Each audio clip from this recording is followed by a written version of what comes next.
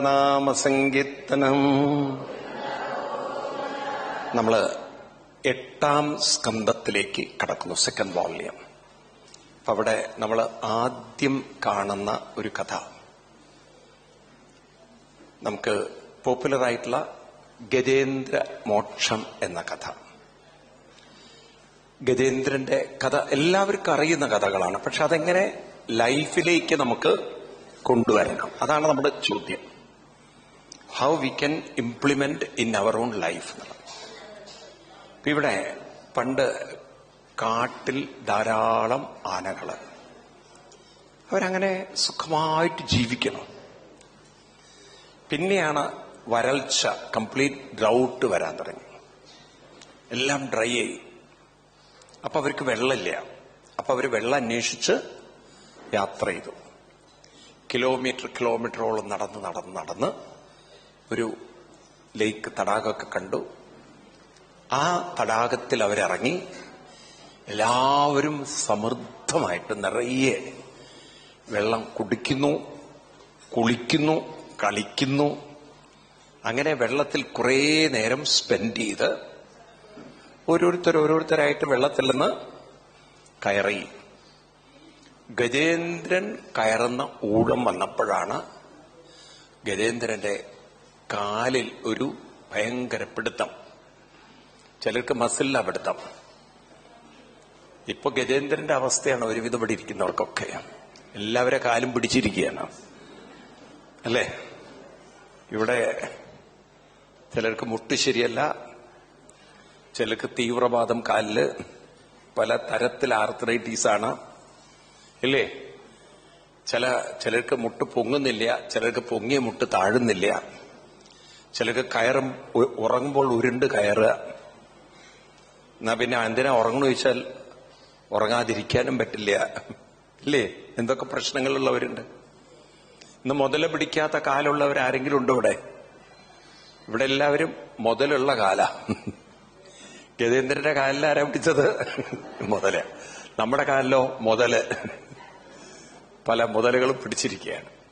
അപ്പൊ ഇവിടെ ഗജേന്ദ്രൻ നോക്കുമ്പോ ഒരു മുതലയാണ്. ഗജേന്ദ്രൻ ആദ്യം അത് വളരെ നിസ്സാരമായിട്ട് കണ്ടു. കാരണം ഗജേന്ദ്രൻ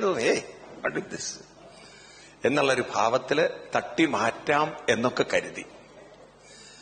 എന്നാൽ ഗജേന്ദ്രൻ പിന്നെ മനസ്സിലായത് അത്ര എളുപ്പത്തിലൊന്നും മുതലയുടെ പിടിയിൽ നിന്നും മാറില്ല. ചില സമയത്ത് നമ്മളെ പട്ടി കടിച്ചാൽ നമുക്ക് എന്താ വിചാരിക്കുക?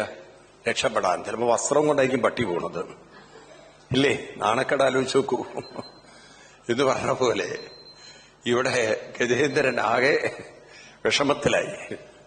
എങ്ങനെങ്കിലും ഒന്ന് രക്ഷപ്പെടാൻ നോക്കുമ്പോ മുതലയുടെ കടി കൂടുതൽ ശക്തിപ്പെടുകയാണ്. അപ്പൊ കുറെ ദൂരം പോയി ഭാര്യയും മക്കളൊക്കെ. അപ്പോഴാ മക്കൾ ചോദിക്കുന്നത്, ഡാഡി അല്ല മമ്മി ഡാഡി എവിടെയെന്ന്. അപ്പൊ മമ്മി പറഞ്ഞു, ഡാഡി വെള്ളത്തിലാണ്. ഇന്ന് വൈകുന്നേരം പലപ്പോഴും അങ്ങനെയാണല്ലോ, പല ഡാഡിമാരും വെള്ളത്തിലായി കളയും, അല്ലേ? അപ്പോ ഡാഡി ഇവിടെ പോയി വെള്ളത്തിലാണ്. അങ്ങനെ വെള്ളത്തിൽ എല്ലാവരും വന്നു കരകയറ്റാനായിട്ട്. കരകയറ്റാൻ വന്ന് എല്ലാവരും ട്രൈ ചെയ്തു. പക്ഷെ ഗജേന്ദ്രനെ കരകയറ്റാൻ ആർക്കും പറ്റുന്നില്ല. ആര് വിചാരിച്ചിട്ടും പറ്റുന്നില്ല. അവസാനം കൂടെയുള്ളവരൊക്കെ കൈവിട്ടു, ഒറ്റപ്പെട്ടു. ആ സമയത്ത് ഗജേന്ദ്രൻ മനസ്സൊറ്റപ്പെട്ടില്ല, മനസ്സ് കൈവിട്ടില്ല. ആ മനസ്സ് തളരാതെ, ഒട്ടും വിഷമിക്കാതെ, കൂടെ ഭാര്യയില്ല, മക്കൾ വിട്ടു, ഇത് ചിന്തിക്കാതെ ആരെക്കുറിച്ച് ചിന്തിച്ചു? ഭഗവാനെക്കുറിച്ച് ചിന്തിച്ചു. അതാണ് ഭാഗവത്തിലെ പ്രസിദ്ധമായ ഗജേന്ദ്രസ്തുതി. നമുക്കൊന്ന് ജസ്റ്റ് നോക്കാം. 3-ാം അധ്യായം. എല്ലാവരും ഫോണൊന്ന് സൈലന്റ് മോഡിലിട്ടാൽ ഞങ്ങൾ വയലന്റ് ആവില്ല. നിങ്ങളുടെ നന്മയ്ക്ക് വേണ്ടി പറയുകയാണ്. അതുകൊണ്ട് ഓക്കെ, അപ്പൊ എല്ലാവരും ഒന്ന് എടുക്കുക. 3-ാം അധ്യായം.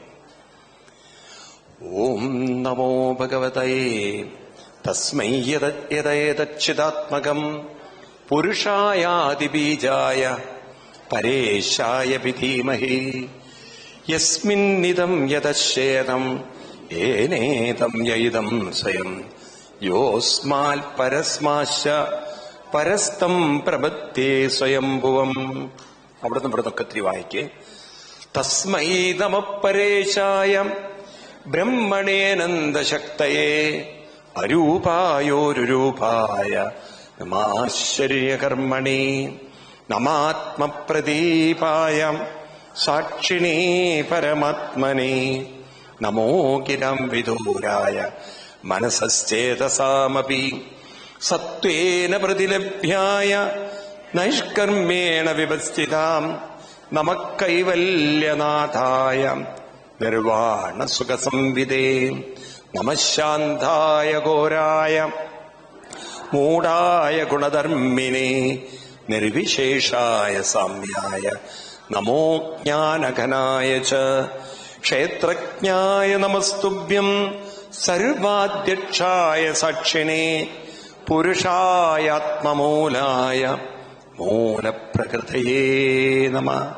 സർവേന്ദ്രിയഗുണദൃഷ്ടേ സർവപ്രത്യയഹേതവേ അസദാചായോക്തായ സദാഭാസായ തേ നമഃ. നമോ നമസ്തേ കിലകാരണായ നിഷ്കാരണായ അത്ഭുതകാരണായ സർവാഗമംനായ മഹന്നവായ നമോ ഭവർക്കായ പരായണായ ഗുണാരണച്ഛിന്നതിധൂഷ്മപായ തക്ഷോഭവിസ്ഫൂർജിതമാനസായ നൈഷ്കർമ്മ്യഭാവേന വിവർജിതാഗമ സ്വയം പ്രകാശായ നമസ്കരോമി മാതൃക്പ്രപന്ന പശുപാശ വിമോക്ഷണായ മുക്തായ ഭൂരികരുണായ നമോലയായ സാംശേന സർവദ ബ്രഹ്മനസി പ്രതീത പ്രത്യഗ്ദൃശേ ഭഗവതേ ബൃഹദേ നമസ്തേ ആത്മാപ്തജാപ്തഗൃഹവിത്തജനേഷു സക്തൈ ദുഷ്പ്രാപണായ ഗുണസംഘവിവർജിതായ മുക്താത്മവീ സ്വഹൃദയേ പരിഭാവിതായ ജ്ഞാനാത്മനേ ഭഗവതേ നമ ഈശ്വരായ തുടങ്ങിയിട്ടുള്ള വരികൾ. അപ്പൊ ഇവിടെ ഗജേന്ദ്രൻ ഭാര്യയും മക്കളും ഒക്കെ കൈവിട്ടു, ഒറ്റപ്പെട്ടു. ഇപ്പൊ ജീവിതത്തില് എപ്പോഴും മനുഷ്യൻ കരുതുക, എപ്പോഴും നമ്മുടെ കൂടെ എല്ലാവരും ഉണ്ടാവുന്നതാണ്. കൂടിയല്ല ജനിക്കുന്ന നേരത്തും കൂടിയല്ല ഇതാരും ഓർക്കില്ല. അപ്പൊ നമ്മുടെ ഉള്ളിൻ്റെ ഉള്ളിൽ നമ്മൾ ഈ ഭക്തി റെഗുലർലി കൊണ്ടു നടന്നാൽ അത് ശക്തിയായി നമ്മുടെ കൂടെ ഉണ്ടാകുമ്പോൾ നമ്മൾ മനസ്സിലാക്കണം, ജീവിതത്തിൽ നമുക്ക് എപ്പോഴും ജീവിതത്തെ മുന്നോട്ട് നയിക്കാൻ ഒരു ഊന്ന് വേണം. ഒരു ഊന്ന് എന്തിനാവശ്യം? ഇപ്പൊ നമ്മുടെ രണ്ട് കാലും ആരോഗ്യം ഉണ്ടെങ്കിൽ ഊന്നിന്റെ ആവശ്യമില്ല. പക്ഷേ ഈ കാല് രണ്ടും ഒരുപോലെ ആവില്ല. നമ്മുടെ കാലല്ല, കൂടെയുള്ള കാലുകൾ ഉണ്ടാവണമെന്നില്ല. ഇപ്പൊ മറ്റുള്ളവര് നമ്മുടെ കൂടെ എപ്പോഴും ഒരു പോസിറ്റീവ് ആവണമെന്നില്ല. ചിലവർ നെഗറ്റീവായിട്ടുള്ള ആൾക്കാരാവാം, ചിലർ വളരെ ഇറിറ്റേറ്റിംഗ് ആയിരിക്കാം, ചിലർ വളരെ മെന്റലി ഇന്നിപ്പം പെമ്പിള്ളേർ ആമ്പിള്ളേർ കല്യാണം കഴിച്ചു കഴിഞ്ഞാൽ ഡൗട്ട്ഫുൾ ആയിട്ടുള്ളവർ ഒരുപാടുണ്ട്, ഇല്ലേ? ഒരുപാട് അങ്ങോട്ടും ഇങ്ങോട്ടും സംശയമുള്ളവര്. അപ്പൊ അങ്ങനെയുള്ള ബന്ധമായാലും അപകടമാണ്. എപ്പോഴും ഇറിറ്റേറ്റിംഗ് അപകടമാണ്. എപ്പോഴും ഈ ഞണ്ടിന്റെ സ്വഭാവം കാണിക്കുന്ന അപകടം. മീൻസ് ഒരാളെ കുറ്റപ്പെടുത്തുക, ബ്ലെയിം ചെയ്യുക, ഇതും കുഴപ്പമാണ്. ഈ തരത്തിലുള്ളൊരു ലോകമാണ് നമ്മുടേത്. അതിന്നിപ്പം ഭാഗവതം പഠിക്കണമെന്നില്ല, കോർപ്പറേറ്റ് വേൾഡ് നോക്കിയാൽ മതി. കാരണം കോർപ്പറേറ്റ് വേൾഡ് എന്ന് പറഞ്ഞാൽ ഹൈലി ഇന്ന് കോമ്പറ്റന്റ് വേൾഡാണ്. ആരും കുറ്റം പറഞ്ഞിട്ടില്ല. എല്ലാവരും വളരെയധികം. ആരെങ്കിലും പേപ്പർ വായിച്ചിട്ടുണ്ടോ? ശശി തരൂരിന്റെ മകൻ അമേരിക്കൻ ടൈംസിലാണ് വർക്ക് ചെയ്യുന്നത്, ഫേമസ് ഇതിലാണ്. അയാളെ അവിടെ നിന്ന് പറഞ്ഞയച്ചു, 2000 പേരെ പറഞ്ഞയച്ചു. Is one of the accomplished journalist ആണ്.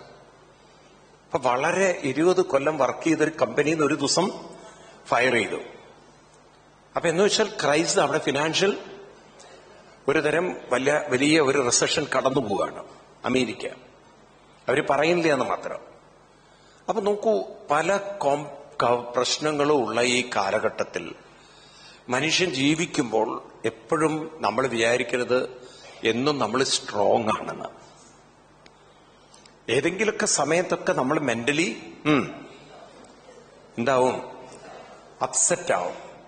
കൂടെ ഉണ്ടായിക്കോട്ടെ, പക്ഷേ നമ്മൾ എപ്പോഴും ഓർക്കണം, നമ്മുടെ കൂടെ എപ്പോഴും എല്ലാ സമയത്തും എല്ലാവരും ഉണ്ടാവില്ല. ഈ ബോധം എങ്ങനെ വെക്കും? അത് വെക്കേണ്ട കാര്യമില്ല. നമ്മൾ ആരോട് എടുക്കണം? ഭഗവാനോട്. അത് പലരും മനസ്സിലാക്കില്ല. ഒരു ഡിവോഷൻ ഉണ്ടെങ്കിലേ ഒരു ഇമോഷണൽ കമോഷൻ ഒഴിവാക്കാൻ പറ്റില്ല. എന്താണ്? ഒരു ഡിവോഷൻ ഉണ്ടെങ്കിലേ ഇമോഷണൽ കമോഷൻ ഒഴിവാക്കാൻ പറ്റില്ല.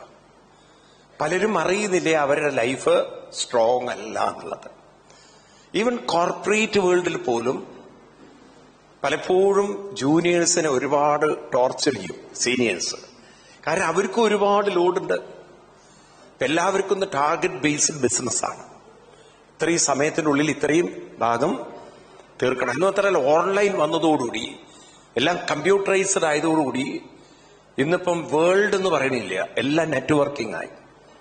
അപ്പൊ എല്ലാവരും ഹൈലി കോമ്പിറ്റന്റ് ആയി മാറിയാലേ അവർക്ക് വേൾഡ് ബിസിനസ്സിൽ പിടിച്ചു നിൽക്കാൻ പറ്റുള്ളൂ. അപ്പൊ കഴിവില്ലെങ്കിലും എന്ത് വേണം? കോമ്പിറ്റന്റ് ആവണം. അപ്പൊ മറ്റുള്ളവർ സപ്പോർട്ട് ചെയ്യും, മറ്റുള്ളവർ ഹെൽപ്പ് ചെയ്യും എന്നതൊന്നും ഇന്നത്തെ കാലത്ത് ഉണ്ടാവില്ല. അവനവൻ തന്നെ വർക്ക് ചെയ്ത് അവനവൻ തന്നെ കയറിപ്പോണം. വേണ്ടേ? വേണ്ടേ? അപ്പൊ അതിന് പലപ്പോഴും ചില ക്രിട്ടിക്കൽ ഒരു ഡൗട്ടുകൾ വരുമ്പോൾ ആരുടെത്തും സപ്പോർട്ട് കിട്ടിയിട്ടില്ലെങ്കിൽ മെന്റലി വളരെ ഡൗൺ ആയിപ്പോകും. ഇവിടെയൊക്കെയാണ് ഡിവോഷൻ നമുക്കൊരു പോസിറ്റീവ് ഇമോഷൻ ആവുക.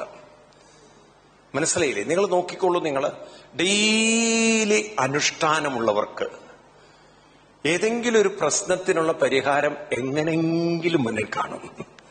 അതെങ്ങനെയെന്നറിയില്ല, മുന്നിലുണ്ടായിട്ടുണ്ടാവും. അത് കൃത്യം അത് ആരെങ്കിലും അത് അവിടെ വന്നിട്ടുണ്ടാവും. ഇന്നാണെങ്കിൽ നോക്കൂ, നിങ്ങൾ ചാറ്റ് GPT തുടങ്ങിയുള്ള സംവിധാനങ്ങളൊക്കെ ഉണ്ട്.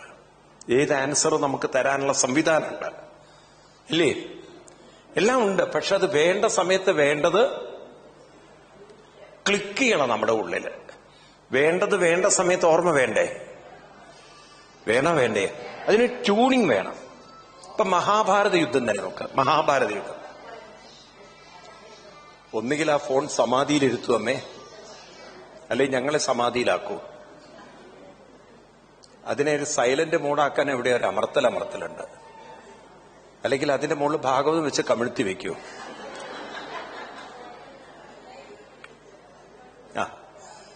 അമ്മ മുന്നിൽ തന്നെ വന്നിരുന്നിട്ട് ഇത് കിണിങ്കിണിങ്ങിണി നടിച്ചാൽ എല്ലാവർക്കും ഇറിറ്റേഷൻ വരും. അപ്പൊ എന്താ പറഞ്ഞത്? ഇപ്പൊ എവിടെയാ പറഞ്ഞത്? വണ്ടി പോയി.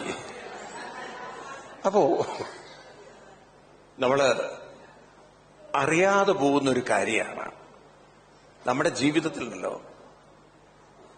ഇനി കുഴപ്പമുണ്ടാക്കില്ലല്ലോ, ഇല്ല. അപ്പോ അറിയാതെ പോകുന്ന ഒരു കാര്യമാണ്. നമ്മുടെ ജീവിതത്തിൽ പലരും തെറ്റിദ്ധരിക്കുന്ന ഒരു കാര്യമാണ്. നമുക്ക് പലതും മാനേജ് ചെയ്യാൻ പറ്റും എന്നുള്ളൊരു ഓവർ കോൺഫിഡൻസ് നമ്മുടെ കുട്ടികളിൽ അത് വളരെ കൂടുതലാണ്. കല്യാണം കഴിക്കുമ്പോഴേ അവർക്ക് ഉറപ്പാണ്, ഓ ഞാൻ ഡീൽ ചെയ്തോളാം. അത് പാരന്റ്സിനോട് പറയും, നിങ്ങൾ ഇടപെടേണ്ട, ഞങ്ങൾ ഡീൽ ചെയ്തോളാം. എന്നാ ഒരു ചുക്കും അറിയില്ല അവർക്ക്. കുറെ എന്തെങ്കിലും പ്രശ്നം വരുമ്പോഴാണ് എന്നും പറഞ്ഞിട്ട് ഒരു ഭാഗത്തിരുന്ന് മൂളുന്നത്. ആണോ അല്ലേ? അപ്പൊ അവര് വളരെ കോൺഫിഡന്റ് ആയിരുന്നു. പക്ഷെ ഒരു ക്രൈസിസ് വന്നപ്പോ അവർക്ക് മനസ്സിലായി ഇത് ഡീൽ ചെയ്യൽ അത്ര എളുപ്പമല്ല. അവിടെയാണ് നമുക്ക് മനസ്സിലാക്കേണ്ടത്, ഒരു ട്യൂണിങ് വേണം.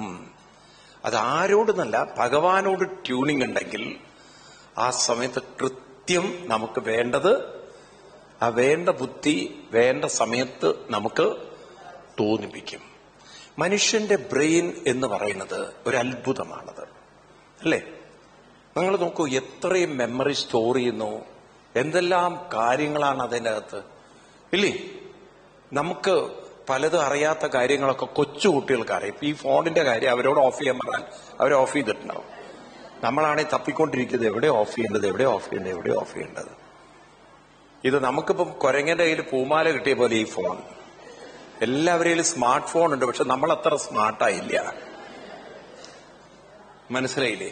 ഇത് എവിടെയാണ് സ്മാർട്ട് ആക്കേണ്ടതെന്നും അറിയില്ല, ഇല്ലേ? നമുക്കറിയില്ലേ. നമുക്ക് ആകെ ഒരു വീഡിയോ എടുക്കാൻ അറിയാം, ഫോട്ടോ എടുക്കാൻ അറിയാം. അത് തന്നെ ചിലപ്പോൾ ഫോട്ടോ എടുത്താൽ തല തിരിഞ്ഞിട്ടാണ് വരുന്നത്. നിങ്ങൾ ആലോചിച്ച് നോക്കൂ. ചില ആളുകൾക്ക് ആ സെൽഫിയുടെ ഒക്കെ മോഡ് ചിലപ്പോൾ അത് അങ്ങനെ വെച്ചിട്ട് അവർ മറ്റുള്ളവരുടെ ഫോട്ടോ എടുക്കും. നിങ്ങളുടെ ഫോട്ടോ വരില്ല, എന്റെ മുഖം തന്നെയാണല്ലോ വരുന്നത്. എന്താ സെൽഫിയില് മോഡിൽ വരുന്നതെന്നുള്ള അറിയില്ലല്ലോ. എന്റെ ഫോട്ടോ അതിനെ വന്നുകൊണ്ട് ചെയ്യും. അത് അറിയില്ല, പലർക്കും അറിയില്ല, ഡീൽ ചെയ്യാൻ അറിയില്ല. എന്നതുപോലെ ജീവിതത്തിൽ നമുക്ക് ഒരു അനുഗ്രഹം ഉണ്ടാവണമെങ്കിൽ ആരോട് കണക്റ്റഡ് ആവണം? ഭഗവാൻ. അനുഷ്ഠാനമാണ്, ശ്രദ്ധിക്കണം, അനുഷ്ഠാനമാണ് വിവേകം, അനുഷ്ഠാനമാണ് മനോബലം. ഇത് നിങ്ങൾക്ക് മനസ്സിലായോ? ജീവിതം രക്ഷപ്പെട്ടു. അനുഷ്ഠാനമാണ് വിവേകം. അപ്പൊ വേണ്ട കാര്യം വേണ്ട സമയത്ത് ഭഗവാൻ നമുക്ക് തോന്നിപ്പിച്ചു തരും. അനുഷ്ഠാനമുള്ളവര് ജീവിതത്തെ സ്മൂത്തായിട്ട് കൊണ്ടുപോയിക്കോളും. ഈ അനുഷ്ഠാനമില്ലെങ്കിലുണ്ടല്ലോ, അനുഷ്ഠാനവും ശ്രദ്ധിക്കണം, അനുഷ്ഠാനവും ആചരണവും വ്യത്യാസമുണ്ട്. എന്തെങ്കിലും നിങ്ങളിപ്പോ രാവിലെ എണീറ്റു, കുളിച്ചു, പൂജാമുറിയില് വിളക്ക് വെച്ചു, കുറച്ച് പൂക്കൾ വെച്ചു, ഇതൊക്കെ ആചരണങ്ങളാണ്. അനുഷ്ഠാനം എന്ന് പറയുന്നത് മനസ്സുകൊണ്ട് നിങ്ങൾ ചെയ്യുന്നതിന്റെ പേരാണ് പ്രതിഷ്ഠിക്കുക. മനസ്സിനെ പ്രതിഷ്ഠിക്കുന്നതാണ് അനുഷ്ഠാനം. മനസ്സിനെ ഉറപ്പിക്കുന്നതാണ്. ഹിന്ദുമതത്തിൽ ഭക്തി എന്ന് പറയുന്നത് ബാഹ്യമായ ഒരു ആചരണം മാത്രമല്ല, അത് കേവലം ഒരു ഭാഗ്യം മാത്രമാണ്. അത് നമ്മളെ ആകർഷിക്കാനാണ്, ഏകാഗ്രതയ്ക്കാണ്. ഹിന്ദുമതത്തിൽ നമ്മുടെ സംസ്കാര ആത്മീയത എന്ന് പറയുന്നത് മുഴുവൻ എവിടെയാണ്? ഉള്ളിലാണ്, മനസ്സിലാണ്. നമുക്കിവിടെ ബലപ്പെടുത്തേണ്ടത് മനസ്സിനെയാണ്. അപ്പൊ ഈ മനസ്സെന്ന് പറയുന്നത് അങ്ങനെയൊന്നും നമ്മൾ വിചാരിച്ച പോലെ ബലപ്പെടില്ല. കാരണം എന്താ ബലപ്പെടാത്തത്? കാരണം അതിന് പല പ്രയോറിറ്റീസ് ഉണ്ട്, അതിന് പല എക്സ്പെക്ടേഷൻസ് ഉണ്ട്, അതിന് കാൽക്കുലേഷൻസ് ഉണ്ട്, അതിന് ഇമാജിനേഷൻസ് ഉണ്ട്, അതിന് ഡിസയർ ഉണ്ട്, അതിന് പല പ്രീ ഓക്യുപ്പേഷൻസ് ഉണ്ട്. ഉണ്ടോ? ആണോ അല്ലയോ? അപ്പൊ മൈൻഡ് എന്ന് പറഞ്ഞാൽ രാവിലെ മുതൽ നമ്മൾ സെറ്റ് ചെയ്തു, അവിടെ പോണം, ഇവിടെ പോണം, അത് ചെയ്യണം, ഇത് ചെയ്യണം, പറഞ്ഞിട്ട് പോയി. ആണോ അല്ലയോ? ഇപ്പൊ രാവിലെ തന്നെ അമ്മമാർ എണീറ്റ് കഴിഞ്ഞാൽ ഇന്ന് പുട്ടുണ്ടാക്കണോ കടലാണോ? കാര്യം ഫ്രിഡ്ജ് തുറന്നാൽ മൊത്തം സംശയമാണ്. കാര്യം 2025 മാവുണ്ടാവും, 26 മാവുണ്ടാവും. ഇതിലേത് ഉപയോഗിക്കണം എന്നുള്ളത് മൊത്തം കൺഫ്യൂഷനായി, ഇല്ലേ? പലതും അതിൻ്റെ അകത്ത് കുത്തി നിറച്ച് അവസാനം ഏതാ എടുക്കേണ്ടതെന്ന് അറിയില്ല. ഒരു വീട്ടിൽ ഭാര്യ പോയപ്പോ, നാട്ടിൽ പോയപ്പോ എന്തോ എടുത്ത് കഴിച്ചു, വയറാകെ കൊളായി. അങ്ങനെ ഇയാളെ ഡോക്ടറെ അടുത്ത് കൊണ്ടുപോയി. വയറിന്റെ ഗ്യാസ്ട്രോ എൻട്രോളജി. അപ്പൊ ഡോക്ടർ നേരെ ഒപ്തോമോളജിസ്റ്റിന്റെ അടുത്തേക്ക് റെഫർ ചെയ്തു. പറഞ്ഞു, ഡോക്ടർ എനിക്ക് കണ്ണിന് കുഴപ്പമില്ല, വയറിനാണ് കുഴപ്പം, എന്തോ കഴിച്ച് ശരിയില്ല, വയർ അപ്സെറ്റായി. അപ്പൊ ഡോക്ടർ പറഞ്ഞു, നിങ്ങൾക്ക് കണ്ണിനാണ് ചികിത്സ വേണ്ടതെന്ന്. അല്ല, എന്റെ കണ്ണിന് കുഴപ്പമില്ല ഡോക്ടർ, നിങ്ങൾക്ക് കണ്ണിനാണ് ചികിത്സ വേണ്ടത്, അത് നിങ്ങളാണോ തീരുമാനിക്കാൻ? അപ്പൊ ഡോക്ടർ പറഞ്ഞു, നിങ്ങളുടെ കാഴ്ച ശരിയായിരുന്നെങ്കിൽ വേണ്ടാത്തടുത്ത് കഴിക്കില്ലായിരുന്നു. നിങ്ങൾക്ക് കണ്ണിനാണ് ആദ്യം എന്ത് വേണ്ടത്? കാഴ്ച നല്ലതായിരുന്നെങ്കിൽ നിങ്ങൾ വേണ്ടാത്തൊന്നും എടുത്ത് കഴിക്കില്ലായിരുന്നു. അങ്ങനെയാണ് വയറ് കൊളാക്കിയത്. അപ്പൊ എന്ന് പറഞ്ഞ പോലെ നമ്മുടെ ജീവിതത്തിൽ നമ്മൾ എപ്പോഴും ഓർക്കണം, മനസ്സത്ര സ്ട്രോങ് അല്ല. മനസ്സങ്ങനെ സ്ട്രോങ്. ഇപ്പോ മനസ്സ് സ്ട്രോങ് ആയിരിക്കുന്നതിന് കാരണം അത് പലരുടെയും ആശ്രയത്തിൽ ജീവിക്കുന്നത് കൊണ്ടാണ്. പലരുടെയും ആശ്രയത്തിലുള്ളത് കൊണ്ടാണ്. ആശ്രയം വിട്ടുപോയാൽ, പരാശ്രയം വിട്ടുപോയാൽ മനസ്സ് അവിടെ കടക്കും. നമ്മുടെ മനസ്സിപ്പോ ഏതുപോലെ വെച്ചാൽ പയറിന്റെ വള്ളി പോലെയാണ്. എന്താ പയറിന്റെ വള്ളി? അത് പലതിലും ഇങ്ങനെ ചുറ്റിപ്പണഞ്ഞ് നിൽക്കുകയാണ്. ചിലത് ഭർത്താവിന്റെ മുകളിലാണ്, ചിലത് ഭാര്യയുടെ മുകളിലാണ്, ചിലത് മക്കളുടെ പേരിൽ മുകളിലാണ്. ഏതിലേക്കോ ഈ വള്ളി പിടിച്ചു കയറി നിൽക്കുന്നുണ്ട്. അതെങ്ങനെ മനസ്സിലായി? ആ കമ്പ് പോയാലേ അറിയുള്ളൂ ഈ വള്ളി എത്രമാത്രം സ്ട്രോങ് ആണെന്ന്. അതുകൊണ്ട് എന്ത് വേണം? ആദ്യം അത് കമ്പിൽ പിടിക്കും. പിന്നെ വീടിനോടൊക്കെ ചേർന്നിട്ടാണ് പയറ് നട്ടതെങ്കിൽ ഗ്രില്ലിലേക്ക് കയറി പിടിപ്പിക്കുക. എവിടേക്ക്? അപ്പൊ എന്തായി? അപ്പോഴെന്തായി? ഈ കമ്പ് വീണാലും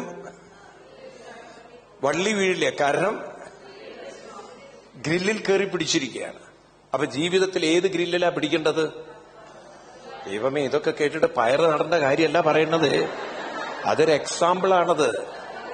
ഇനിയിപ്പോ ഇന്ന് വീട്ടിൽ പോയിട്ട് ദൈവമേ ഒരു ഗ്രില്ലും ഇല്ലല്ലോ ഇവിടെ ഏത് കാര്യ പറയണത്? മനസ്സിന്റെ കാര്യ പറയണ, അല്ല പയറ് നടന്ന കാര്യമില്ല.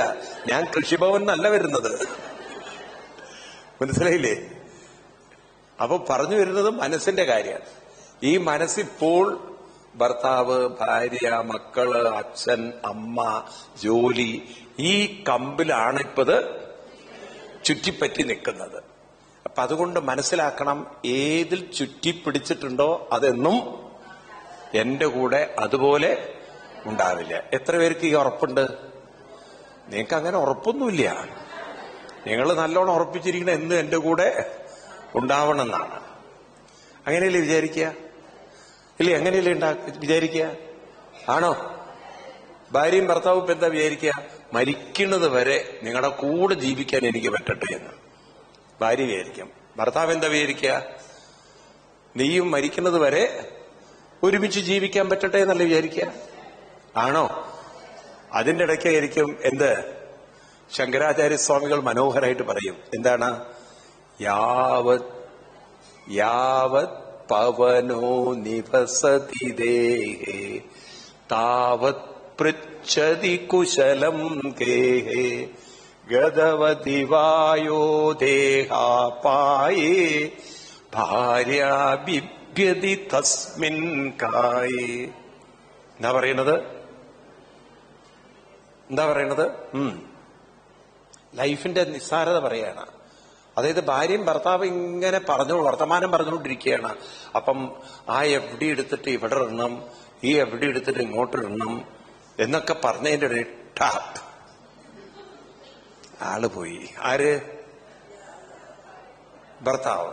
പിന്നെ ഭർത്താവിന്റെ ശരീരം എവിടെ കിടത്തി? താഴേക്ക് കിടത്തി.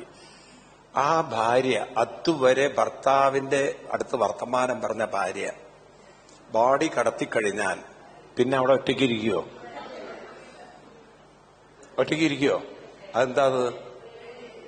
അതെന്താ പേടിക്കണത്? ആ മനുഷ്യനുള്ളതുകൊണ്ടല്ലേ ഇതുവരെ ധൈര്യം ഉണ്ടായിരുന്നത്. ഇപ്പൊ എന്താ ഒരു പേടി വന്നത്? ഇനി ഭർത്താവല്ല, പ്രേതം. ഇല്ലേ? ഒന്ന് ആലോചിച്ച് നോക്കൂ. ഞാൻ പലപ്പോഴും ആലോചിക്കാറുണ്ട്, ഈ മരിച്ചു കിടക്കുന്ന ഈ ആളുകളെ നമ്മൾ എന്തിനാ ഇവിടെയൊക്കെ കെട്ടണമെന്നറിയോ? ഇവിടേക്ക് കിട്ടില്ലേ? എങ്ങാനും വർത്തമാനം പറഞ്ഞപ്പെട്ടുപോയി. അല്ലെങ്കിൽ ഒന്ന് ആലോചിച്ച് നോക്കും, മരിച്ചു കിടക്കുന്ന ഒരാള് ആരെങ്കിലും വെള്ളം കൊടുക്കുന്ന സമയത്ത്, അല്ലെങ്കിൽ ഭാര്യ വെള്ളം കൊടുക്കുമ്പം ഭാര്യയോട് പറയാ, തങ്കം നീയും കൂടെ വാന്ന്.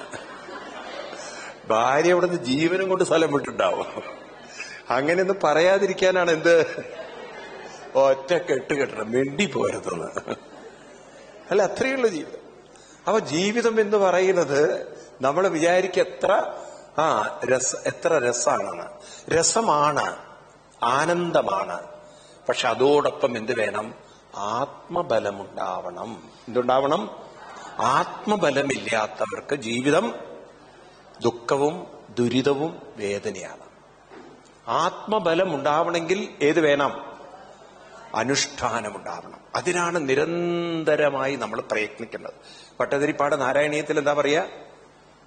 നമ്രാണാം സന്നിധത്തെ സതതമപി പുരസ്ഥൈയനഭ്യർത്ഥിതാനപി അർത്ഥാൻ കാമാനദസ്രം വിതരസി പരമാനന്ദ സാന്ദ്രാം ഗതിം ച ഇത്തം നിശേഷലഭ്യോ നിരവധി ഖബല പാരിജാതോ ഹരേത്വം.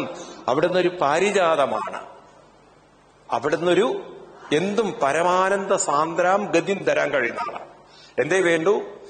അവിടുന്ന് എപ്പോഴും ഞങ്ങളുടെ കൂടെ സന്നിധത്തെ.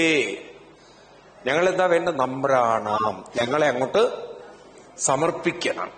അപ്പൊ ഭഗവാനിലേക്ക് മനസ്സ് സമർപ്പിക്കുക. അപ്പൊ ഭഗവാൻ ആരാണ്? ആ ബോധം ഉണ്ടാവണം. ആരാ ഭഗവാൻ? മനസ്സിനെ ഉണർത്തുന്ന ബോധമാണ് ഭഗവാൻ. ആരാണ്? നമ്മൾ മനസ്സുകൊണ്ട് കാണുന്ന ഒരാളല്ല ഭഗവാൻ. മനസ്സുകൊണ്ട് ചിന്തിക്കുന്ന ഒരാളല്ല ഭഗവാൻ. മനസ്സുകൊണ്ട് വിശ്വസിക്കുന്ന ഒരാളല്ല ഭഗവാൻ. മനസ്സിനെ തന്നെ ഉണർത്തുന്ന ബോധമാണ് ഭഗവാൻ. അപ്പൊ ഗീതയിലെ 15-ാം അധ്യായം ഓർമ്മ വേണം. എന്താണ്? അഹം സർവസ്യ പ്രഭ. 10-9. അഹം സർവസ്യ പ്രഭ മത്തസർവം പ്രവർത്തതേ. ഞാൻ എല്ലാറ്റിന്റെയും പ്രഭവ കേന്ദ്രമാണ്. എല്ലാറ്റിന്റെയും എന്ന് പറഞ്ഞാൽ എല്ലാ മനസ്സിന്റെയും. എല്ലാ മനസ്സുകളും പ്രവഹിക്കുന്നത്, ആരംഭിക്കുന്നത്, ഉണർന്നു വരുന്നത് എന്നിൽ നിന്നാണ്. കണ്ടു? ശ്ലോകം 10-8 ശ്ലോകം. അഹം എന്താണ്? അഹം സർവസ്യ പ്രഭവ മത്ത സർവം പ്രവർത്തതേ. അഹം അഹം എന്ന് പറഞ്ഞാൽ ഭഗവാൻ പറയാണ് ഞാൻ സർവസ്യ എല്ലാവരുടെയും പ്രഭവ കേന്ദ്രമാണ്. അപ്പൊ എവിടുന്ന ജീവിതം ആരംഭിക്കുന്നത്? മനസ്സുണരുന്നതോടുകൂടിയിട്ടാണ്. അപ്പൊ മനസ്സ് ഉണർത്തുന്നത് ആരാണ്? ഭഗവാനാണ്. ഭഗവാൻ പറയുന്നത് ഞാനാണ്. മത്ത എന്നിലാണ് സർവം പ്രവർത്തതേ. എല്ലാം പ്രവർത്തിക്കുന്നത് ആരിലാണ്? ഭഗവാനിൽ. അപ്പൊ ഭഗവാൻ എന്ന് പറയുന്നത് മനസ്സുകൊണ്ട് കാണാൻ പറ്റുന്ന ആളല്ല, മനസ്സിനെ ഉണർത്തുന്നവനാണ്. അത് നമ്മൾ ഉറപ്പിക്കണം. അപ്പൊ ആ ഭഗവാനിലേക്ക് എത്തിച്ചേരൽ അത്ര എളുപ്പമല്ല. ആ ശക്തി കിട്ടണമെങ്കിൽ എന്ത് വേണം? അതിനൊറ്റ വഴിയുള്ളൂ, നാമ സങ്കീർത്തനം, നാമജപം. അപ്പൊ ഏതെങ്കിലും ഒരു മന്ത്രം നിരന്തരം അനുഷ്ഠിച്ച് മനസ്സിനെ ക്രമേണ ക്രമേണ കൈപിടിച്ചുയർത്താൻ പറ്റിയാൽ ആളുകൾ കൂടെ ഉണ്ടെങ്കിലും ആളുകൾ കൂടെ ഇല്ലെങ്കിലും അതൊന്നും നമ്മളെ ബാധിക്കില്ല. കാര്യമായിട്ട് മെന്റലി അപ്സെറ്റ് ആക്കില്ല. അപ്പൊ നമുക്ക് അനുഷ്ഠാനത്തിന് എത്രമാത്രം പ്രാധാന്യമുണ്ടെന്നുള്ളത് അത് പലരും അങ്ങനെ സിൻസിയറായിട്ട് ചെയ്യില്ല. അവരെ ആ ഒരു കോൺഫിഡൻസിൽ ജീവിക്കും. എന്താ confidence? Oh I can manage, I'm confident എന്നുള്ളത്. പക്ഷേ ഒരു പ്രശ്നം വരുമ്പോഴാണ് മനസ്സിലാവുക എനിക്ക് ഇത് മാനേജ് ചെയ്യാൻ അത്ര പറ്റണില്ല. അപ്പൊ ഇരുന്നവര് കംപ്ലീറ്റ്ലി ഷാറ്റേർഡായി. അപ്പൊ പിന്നെ ഇതെന്താ ഭഗവാൻ തരുന്നത്, എന്താ ദൈവം തരുന്നത് എന്നൊക്കെ ചോദിക്കും. മനസ്സിലാവുണ്ടല്ലോ, ദൈവം ഒന്നും തരുന്നതല്ല, ദൈവം എല്ലാം തന്നിട്ടുണ്ട്. അത് കാണാനും അറിയാനും അനുഭവിക്കാനുമുള്ളൊരു കണ്ണ് നമുക്ക് വേണം, ഉൾക്കണ്ണ് വേണം. നമ്മളെ പല രീതിയിലും ഭഗവാൻ സഹായിക്കുന്നുണ്ട്. അത് പലർക്കും അറിയുന്നില്ല ഏത് രീതിയിലാണ് ഭഗവാൻ നമ്മളെ സഹായിക്കുന്നത്. ഇല്ലേ? നിങ്ങൾ നോക്കൂ, ഇന്നിപ്പോ കല്യാണം നടക്കണം. ആ കല്യാണം എന്ന് പറയുന്നത് പലരും വിചാരിച്ചിരിക്കുന്നത് ഒരു ആണും പെണ്ണും ചേർന്ന കല്യാണം എന്നാണ്. അത് പട്ടികൾ തമ്മിലും ചേരും. അതിലിപ്പോ എന്തിനാ ഇപ്പൊ കല്യാണം നടത്തുന്നത്? കല്യാണം എന്ന് പറയുന്നത് ഒരേ ഒരു നോക്കും, വേദമന്ത്രങ്ങളൊക്കെ പറയും സമാനീവ ആകൂതി സമാനാ ഹൃദയാനിവ സമാനമസ്തുവോ യഥാവസ്തു സഹാസതി. ഒരേ ഹൃദയമുള്ളവരാവുക, ഒരേ മനസ്സുള്ളവരാവുക, ഒരേ തരത്തിലുള്ള ജീവിത ചിന്തയുള്ളവരാവുക, ഒരേപോലെ പ്രയത്നിക്കുന്നവരാവുക. ആ ഒരു മൈൻഡ് സെറ്റ് ഉള്ളവരായി കിട്ടിയാൽ ഭാഗ്യമാണ്. ആണോ അല്ലയോ? അവിടെ കുറ്റം പറയലും ഒന്നുമില്ല. കാരണം ജീവിതം എന്ന് പറയുന്നത് അങ്ങനെ മുന്നോട്ടുള്ള യാത്രയാണ്. അതിൽ കുറവുകളും കുറ്റങ്ങളൊക്കെ അങ്ങോട്ടും ഇങ്ങോട്ടും ഉണ്ടാവും. അതിന് പഴി പറഞ്ഞിരിക്കേണ്ട യാതൊരു കാര്യമില്ല. മനസ്സിലായില്ലേ? ആരും ഇന്നങ്ങോട്ട് ജീവിതത്തിൽ സാറ്റിസ്ഫൈഡ് അല്ല. എന്തുകൊണ്ടാണ് സാറ്റിസ്ഫൈഡ് അല്ലാത്തത്? ഇപ്പൊ നിങ്ങളോട് തന്നെ ഭഗവാൻ വന്ന് ചോദിക്കുകയാണ്, സത്യം പറയണമെന്നാണോ പറയരുത്. ഗുരുവായൂരപ്പൻ നിങ്ങളുടെ മുന്നിൽ പ്രത്യക്ഷപ്പെട്ടു, എന്നിട്ട് പറഞ്ഞു, നോക്കൂ, ഞാൻ വളരെ സന്തോഷമുണ്ട് നിങ്ങളെയൊക്കെ കാണുന്നതിൽ. നിങ്ങൾക്ക് ഞാൻ ഒരു ജന്മം കൂടി ഇതുപോലെ തരികയാണ്.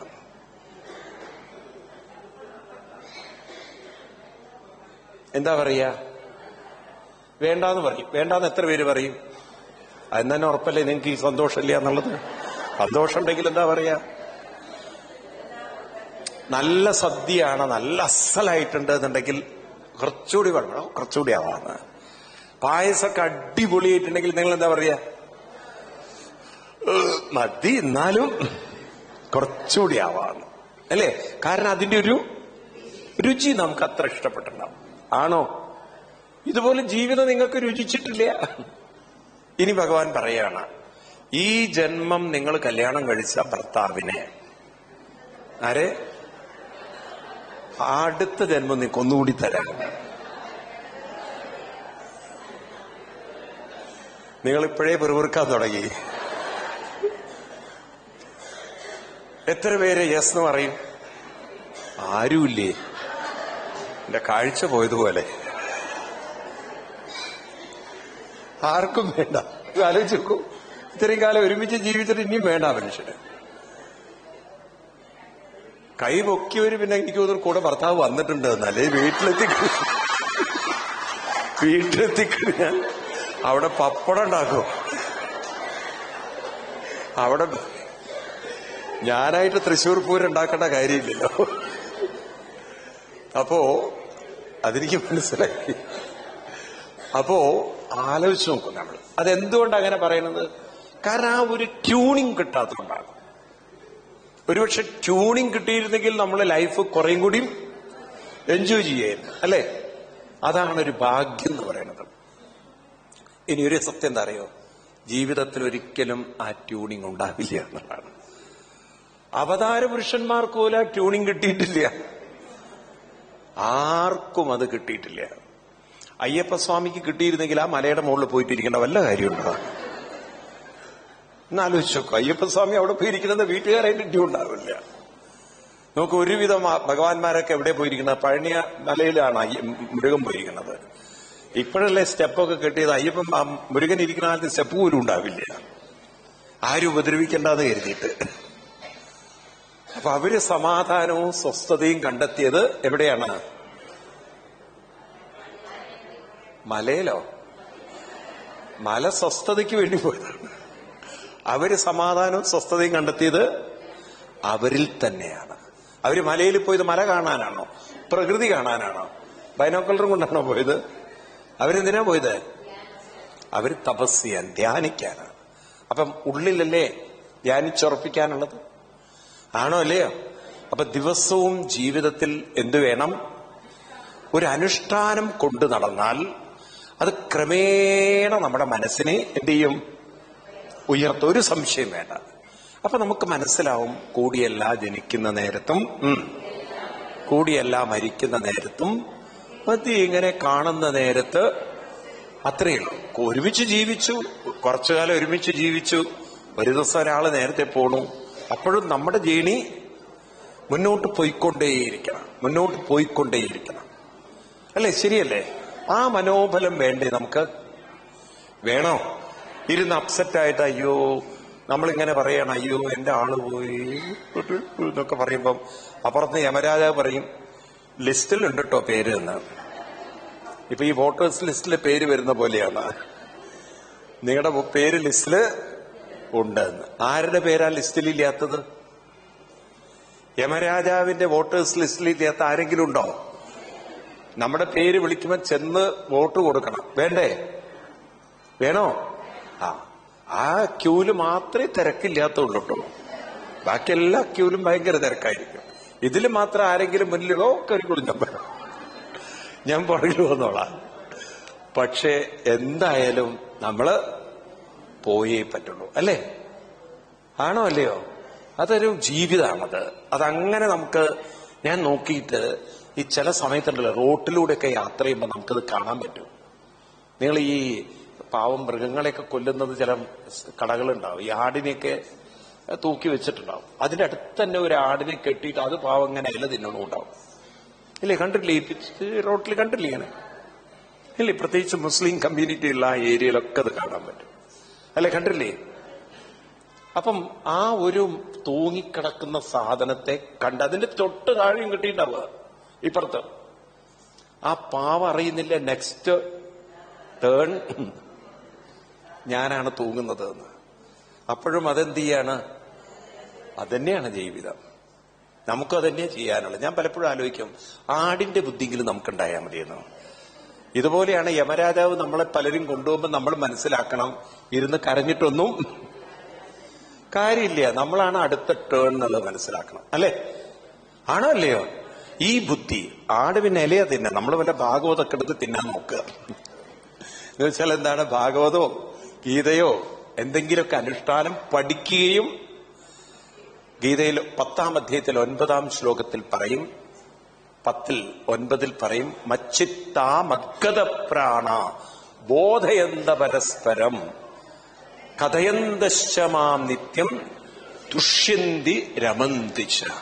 അതിൽ തുഷ്യന്തി രമന്തി, സമയം കടന്നു പോകുന്നത് പോലും അറിയാതെ അങ്ങനെ ജീവിക്കുക. കുറച്ച് സമയം ധ്യാനിച്ചും ജപിച്ചും അങ്ങനെ പറഞ്ഞു കൊടുത്തും പങ്കുവെച്ചും അങ്ങനെയൊക്കെ ഒരു ജീവിതത്തെ കൊണ്ടു നടക്കാൻ സാധിക്കുന്ന ഒരു ജീവിതം ഡെവലപ്പ് ചെയ്താൽ ഇവിടെ ഒരു റിഗ്രറ്റിന്റെ ആവശ്യം ഇല്ല. ഒന്നിനെക്കുറിച്ച് റിഗ്രറ്റ് ചെയ്യരുത്.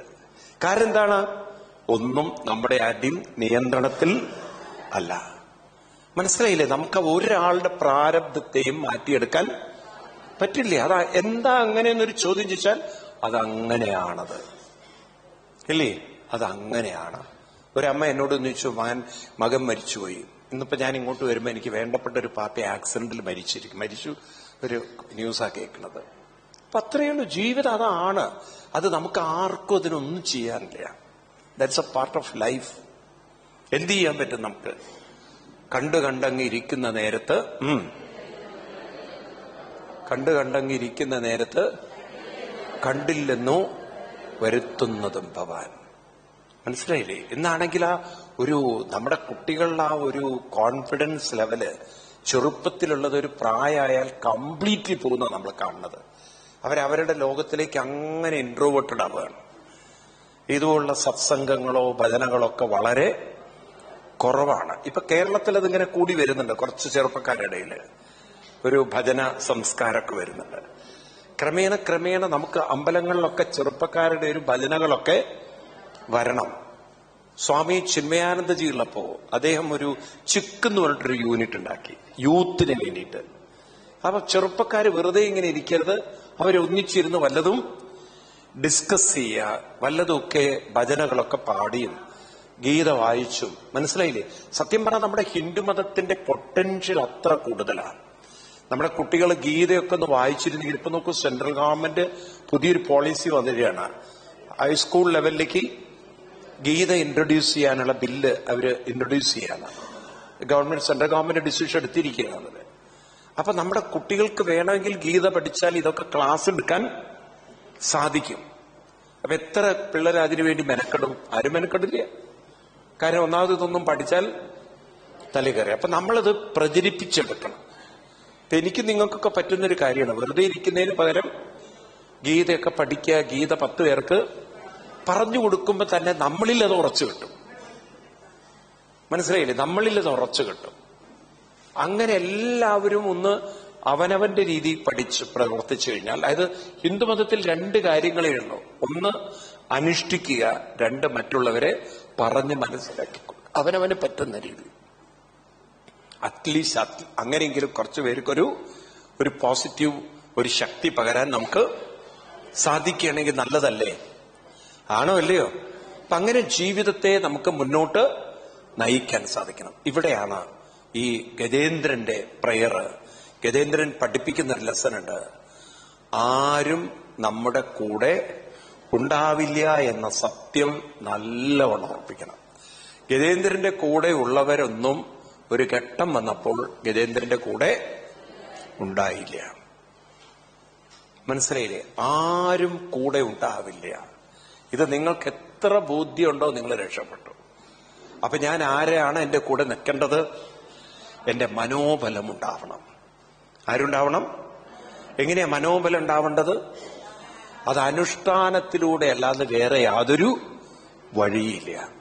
അപ്പൊ എനിക്ക് മനോബലം ഉണ്ടാവണമെങ്കിൽ എന്ത് വേണം? ഡെയിലി ഞാനിരുന്ന് പരിശ്രമിക്കണം.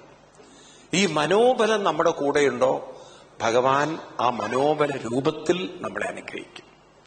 ഭഗവാന് പ്രത്യേകിച്ച് ഒരു രൂപത്തിൽ വന്ന് അനുഗ്രഹിക്കാൻ പറ്റില്ല. ഭഗവാൻ ഏത് രൂപത്തിലാ വരിക? നിങ്ങൾ പറയൂ. ഭഗവാൻ ഏത് രൂപത്തിലാ? നമുക്കറിയില്ല ഏത് രൂപമാണ്. ഇനി ഏത് രൂപത്തിൽ വന്നിട്ടും കാര്യമില്ല. കാരണം നമ്മുടെ ഒരു മനസ്സ് കണക്റ്റഡ് അല്ലെങ്കിൽ നമുക്ക് എങ്ങനെ അറിയാൻ പറ്റില്ല?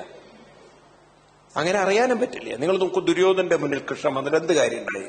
ജാനാമി ധർമ്മം ജാനാമി അധർമ്മം നജമേ പ്രവൃത്തി നജമേ നിവൃത്തി എന്ന് പറഞ്ഞ ആളാണ് ദുര്യോധനൻ. ആണോ? ഇനി കൃഷ്ണൻ തന്നെ അർജുനന്റെ കൂടെ ഉണ്ടായിട്ട് എന്താ കാര്യം ഉണ്ടായിരുന്നത്? ആ യുദ്ധക്കളത്തിൽ അർജുനൻ കൃഷ്ണനെ നോക്കിക്കൊണ്ട് കരഞ്ഞുകൊണ്ട് രഥോപസ്ഥ ഭവിഷ്യത്ത് 1-ാം അധ്യായത്തിന്റെ ലാസ്റ്റ് നോക്കൂ നിങ്ങൾ, അല്ലേ? അവസാനം രഥത്തിൽ അങ്ങോട്ട് തളർന്നിരുന്നു. അപ്പൊ കൃഷ്ണൻ ഉണ്ടായതുകൊണ്ട് മാത്രം കാര്യം ഉണ്ടായോ? പറയൂ. ദശരഥ മഹാരാജാവ് രാമാ രാമാ രാമ എന്നും പറഞ്ഞ കരഞ്ഞിട്ടാണ് ആള് പോയത്. രാമൻ ഉണ്ടായത് കൊണ്ട് കാര്യമുണ്ടോ? പറയൂ നിങ്ങൾ. ഇല്ല. അപ്പൊ അവിടെ എന്താ വേണ്ടത്? അനുഷ്ഠാനത്തിലൂടെ ഒരു മനോബലം ഉണ്ടെങ്കിൽ ഭഗവാൻ ഏത് രൂപത്തിലുണ്ടാവും? ഏത് രൂപത്തിലുണ്ടാവണം? മനോബല രൂപത്തിൽ, ആ മെന്റൽ സ്ട്രെങ്തിന്റെ രൂപത്തിലുണ്ടാവും. മെന്റൽ സ്ട്രെങ്ത് പെട്ടെന്ന് വരില്ല. മെന്റൽ സ്ട്രെങ്ത് ഉണ്ടാവണമെങ്കിൽ ഈ 2 വാക്കുകളുണ്ടല്ലോ. നമ്മൾ ഈ കോൺഫിഡൻസ് എന്ന് പറയുന്ന വാക്ക്, കോൺഫിഡൻസും അതുപോലെ തന്നെ സ്ട്രെങ്തും രണ്ടും രണ്ടാണ്. Confidence is created by ego. അത് ചിലപ്പോൾ ഫൂളിഷ്നെസ് ആയിരിക്കും. നിങ്ങൾ നോക്കൂ, അർജുനൻ യുദ്ധക്കളത്തിലേക്ക് വരുമ്പം അർജുനൻ കോൺഫിഡന്റ് ആണ്. അതുകൊണ്ടാണ് കൃഷ്ണനോട് പറഞ്ഞത് സേനയോർ ഉഭയോർ മധ്യേ രഥം സ്ഥാപയ, അല്ലേ? അതൊരു കോൺഫിഡൻസ് ആർക്കുണ്ടായിരുന്നു? അർജുനുണ്ടായിരുന്നു. പക്ഷെ ബന്ധുക്കളെ കണ്ടതോടുകൂടി ഡേം കഴിഞ്ഞു. ആ അർജുനന്റെ കയ്യിൽ നിന്ന് ഗാണ്ഡീവം സംസദേ ഹസ്താൽ, കയ്യിൽ നിന്ന് എന്ത് വീണു? അപ്പൊ അർജുനൻ എന്താ ഇല്ലാതെ പോയത്? അർജുനന് കോൺഫിഡൻസ് ഒക്കെ ഉണ്ടായിരുന്നെങ്കിലും മെന്റൽ സ്ട്രെങ്ത് ഇല്ലാതെ പോയി. ആ മെന്റൽ സ്ട്രെങ്ത് കിട്ടാൻ അനുഷ്ഠാനം ജീവിതത്തിൽ കൊണ്ടു നടക്കണം, വേണ്ടേ? ഇതാണ് നമ്മൾ മനസ്സിലാക്കുക. അപ്പൊ 3 കാര്യങ്ങൾ ഈ ഗജേന്ദ്രന്റെ സ്തുതിയിൽ പഠിക്കണം. ഒന്ന്, നമ്മുടെ കൂടെ ഉള്ളവരൊന്നും നമ്മുടെ കൂടെ ഉണ്ടാവില്ല. ആരുടെയും മുഖത്ത് നോക്കി പറയണ്ട നിങ്ങളൊക്കെ എന്റെ കൂടെ ഉണ്ടാവില്ല കേട്ടോ എന്നുള്ളത്. അങ്ങനെ പറയൊന്നും വേണ്ട. പക്ഷെ ഉള്ളിന്റെ ഉള്ളിൽ നമ്മൾ പറയുക, എന്താ? എന്റെ കൂടെ ആരും ഉണ്ടാവില്ല. ഇനി എന്റെ കൂടെ എന്തേ ഉണ്ടാവാൻ പാടുള്ളൂ? സ്ട്രെങ്ത് ആണ് ഉണ്ടാവേണ്ടത്. അതിന് ഞാൻ എന്ത് ചെയ്യണം? നിരന്തരമായ അനുഷ്ഠാനം. ഇത് നിങ്ങൾക്ക് മനസ്സിലായോ? ഗജേന്ദ്രസ്തുതി മനസ്സിലായി? അല്ലെങ്കിൽ നിങ്ങളിങ്ങനെ ഗജേന്ദ്രസ്തുതി വായിച്ചുകൊണ്ടേയിരിക്കും. മനസ്സിലായില്ലേ? പൂജാമുറിയിൽ താമരപ്പൂവും കൊണ്ടുവയ്ക്കും, ഒന്നും സംഭവിക്കില്ലേ ഉള്ളത്. അപ്പൊ അതുകൊണ്ട് ഉള്ളിൽ ഇത് മനസ്സിലാക്കിക്കൊണ്ട് വേണം. ഇത് വഴി കാണിച്ചു തന്ന, ഈ കണ്ണു തുറപ്പിച്ചു തന്ന നാരായണാഖില ഗുരോ ഭഗവൻ നമസ്തേ. ആരെ? നാരായണനെ. ആരായിട്ട്? അഖില ഗുരോ ഭഗവൻ നമസ്തേ. ആ ഭഗവാൻ നമ്മുടെ മുന്നിൽ ആരുടെ രൂപത്തിൽ? അഖില ഗുരുവിന്റെ രൂപത്തിൽ നമ്മൾ അനുഗ്രഹിക്കുകയാണ്. മനസ്സിലായില്ലേ? അപ്പൊ എന്തിനാണ് താമരപ്പൂ കൊടുത്തത്? താമരപ്പൂവിന്റെ പ്രത്യേകത, സൂര്യന്റെ വെളിച്ചം തട്ടുമ്പോഴാണത് ഉണരുന്നത്. ഇതുപോലെ അനുഷ്ഠാനമാകുന്ന വെളിച്ചം കൊണ്ട് മനസ്സിനെ വിടർത്തണം. ഏതുകൊണ്ട്? നിരന്തര അനുഷ്ഠാനം കൊണ്ട് മനസ്സിനെ വിടർത്തിയെടുത്താൽ ആ മനസ്സ് ആര് കയ്യിൽ വെക്കും? സ്വീകരിക്കും. ഭഗവാൻ സ്വീകരിക്കും. ഉപനിഷത്തിൽ പറയും, നായമാത്മാ ബലഹീനേന നലഭ്യ. കഠോപനിഷത്തിൽ പറയുന്ന വരികളാണ്. ബലഹീനന്മാരായ മനസ്സുള്ളവർക്കൊരിക്കലും ഒരു ആത്മീയ ശക്തിയും ഉണ്ടാവില്ല. അപ്പൊ ബലഹീനന്മാരാവരുത്, ബലമുള്ളവരാവും. അതിനെന്ത് വേണം? അനുഷ്ഠാനം വേണം. നമ്മുടെ ഹിന്ദു സമൂഹം അങ്ങനെ മാറണം. ഇനി ക്രമേണ നമ്മുടെ കുട്ടികളിലൊക്കെ ഒരു കാര്യം ഉണ്ടാക്കണം. എന്താണ്? കാലത്തെണീറ്റ് ഓഫീസിൽ പോകുന്നതിന് മുമ്പ് വിഷ്ണു സഹസ്രനാമവും വൈകുന്നേരം വീട്ടിലെത്തിയാൽ ആ ഒരു സംസ്കാരം വളർത്തിയെടുക്കാൻ പറ്റിയിരുന്നെങ്കിൽ നമ്മുടെ ഹിന്ദുമതം എവിടെ എത്തുമായിരുന്നു? എന്നുള്ള അവസ്ഥയിലേ ആവില്ലായിരുന്നു. അപ്പൊ ഭാര്യയും ഭർത്താവും ഒക്കെ എന്ത് ചൊല്ലും? ഒരു ക്ഷേത്രത്തിൽ പോയാലും അവരെന്ത് ചൊല്ലും? ഈ വിഷ്ണു സഹസ്രനാമവും രാവിലെയാണ് പോകുന്നെങ്കിൽ വിഷ്ണു സഹസ്രനാമം ചൊല്ലും, വൈകുന്നേരം ആണെങ്കിൽ ആ ഒരു സംസ്കാരം കുറെ കഴിഞ്ഞാൽ നമുക്ക് അങ്ങനെയൊക്കെ ഡിസിഷൻ എടുക്കണം. ഇതറിയാത്തവരെ വീട്ടിൽ നിന്ന് കല്യാണം കഴിക്കരുത് എന്ന്. മനസ്സിലായില്ലേ? അപ്പൊ കുട്ടികളൊക്കെ എന്ത് ചെയ്യും? ഈ തമിഴ് ബ്രാഹ്മിൻ കമ്മ്യൂണിറ്റിയിൽ കല്യാണം നടക്കണമെങ്കിൽ ഈ പെൺകുട്ടികൾ പാട്ട് പഠിക്കണം, അല്ലേ? അങ്ങനെയല്ലേ? ഈ വരന്റെ വീട്ടുകാര് ചേരുമ്പം വരനൊക്കെ പെണ്ണ് കാണാൻ പോകുമ്പോ എന്ത് ചോദിക്കും? പാട്ട് പാടാൻ പറയും. ഇവക്ക് പാട്ട് അറിയില്ലെങ്കിൽ അവള് പാട്ട് പാടണം.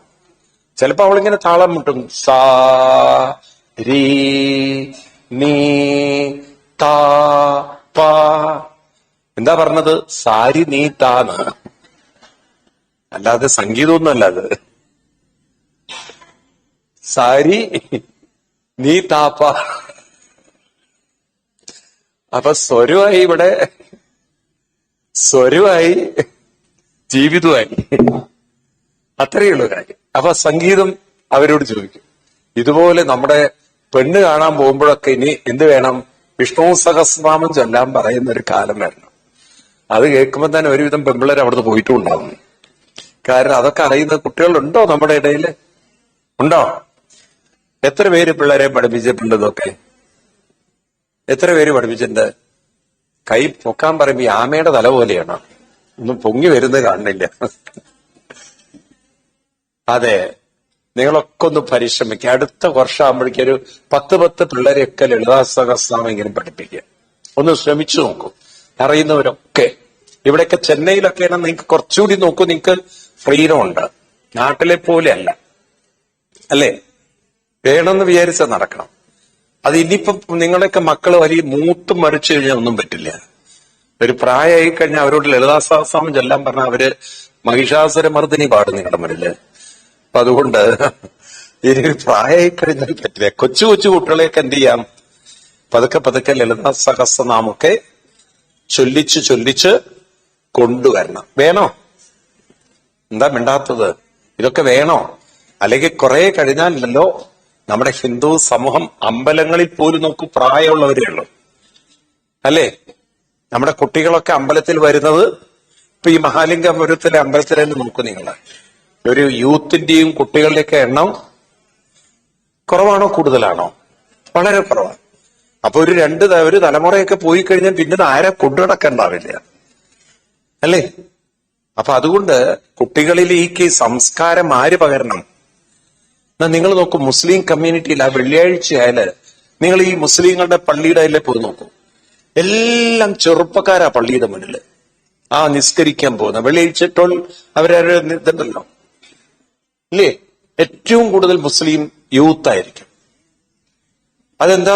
കാരണം അവരെ അങ്ങനെയാണ് ട്രെയിൻ ചെയ്തെടുത്തിരിക്കുന്നത്. നമ്മളാണെങ്കിൽ ആകെ കൊടുത്തിരിക്കുന്ന ട്രെയിനിങ് എന്ന് വെച്ചാൽ നിങ്ങൾ ട്യൂഷന് പോ, ഞങ്ങൾ പ്രാർത്ഥിച്ചോളാം, ഞങ്ങൾ നിങ്ങൾക്ക് വേണ്ടി പൂജ ചെയ്തോളാം. മനസ്സിലായില്ലേ? ഒക്കെ അച്ഛനും അമ്മയും ഏറ്റെടുത്തിരിക്കുകയാണ്. നിങ്ങൾ പോയി പഠിക്കേ, നിങ്ങൾ പോയി ട്യൂഷന് പോ. ഇതിന് രാവിലെയും ട്യൂഷൻ, വൈകുന്നേരം ട്യൂഷൻ. അപ്പൊ പിന്നെ അവരുടെ ജീവിതം മുഴുവൻ ട്യൂഷൻ തന്നെ. പിന്നെ അത് കഴിഞ്ഞാൽ ജോലി കിട്ടി, അത് കഴിഞ്ഞാൽ അങ്ങനെ പോയി, പിന്നെ കഴിഞ്ഞാൽ പെണ്ണ് കിട്ടി, പിന്നെ എല്ലാം കിട്ടി.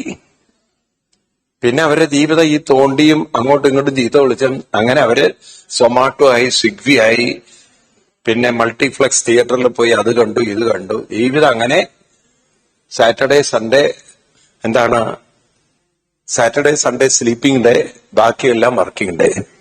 ഈ രീതിയിലാക്കി അവര് ജീവിതം അങ്ങനെ ആക്കിയെടുത്തു. അവർക്ക് ആ ഒരു സാറ്റർഡേ ഒന്ന് അമ്പലത്തിൽ പോകണം, കാലത്ത് എല്ലാവരും ഒന്നിച്ച് വിഷ്ണു സഹസ്രനാമം ചൊല്ലുക, അങ്ങനെയൊക്കെ ഒരു ശീലം ക്രമേണ ഉണ്ടാക്കണ്ടേ? ഇപ്പൊ ഉള്ളതോ പോയി, ഇനി അടുത്തതെങ്കിലും പിടിക്കണ്ടേ?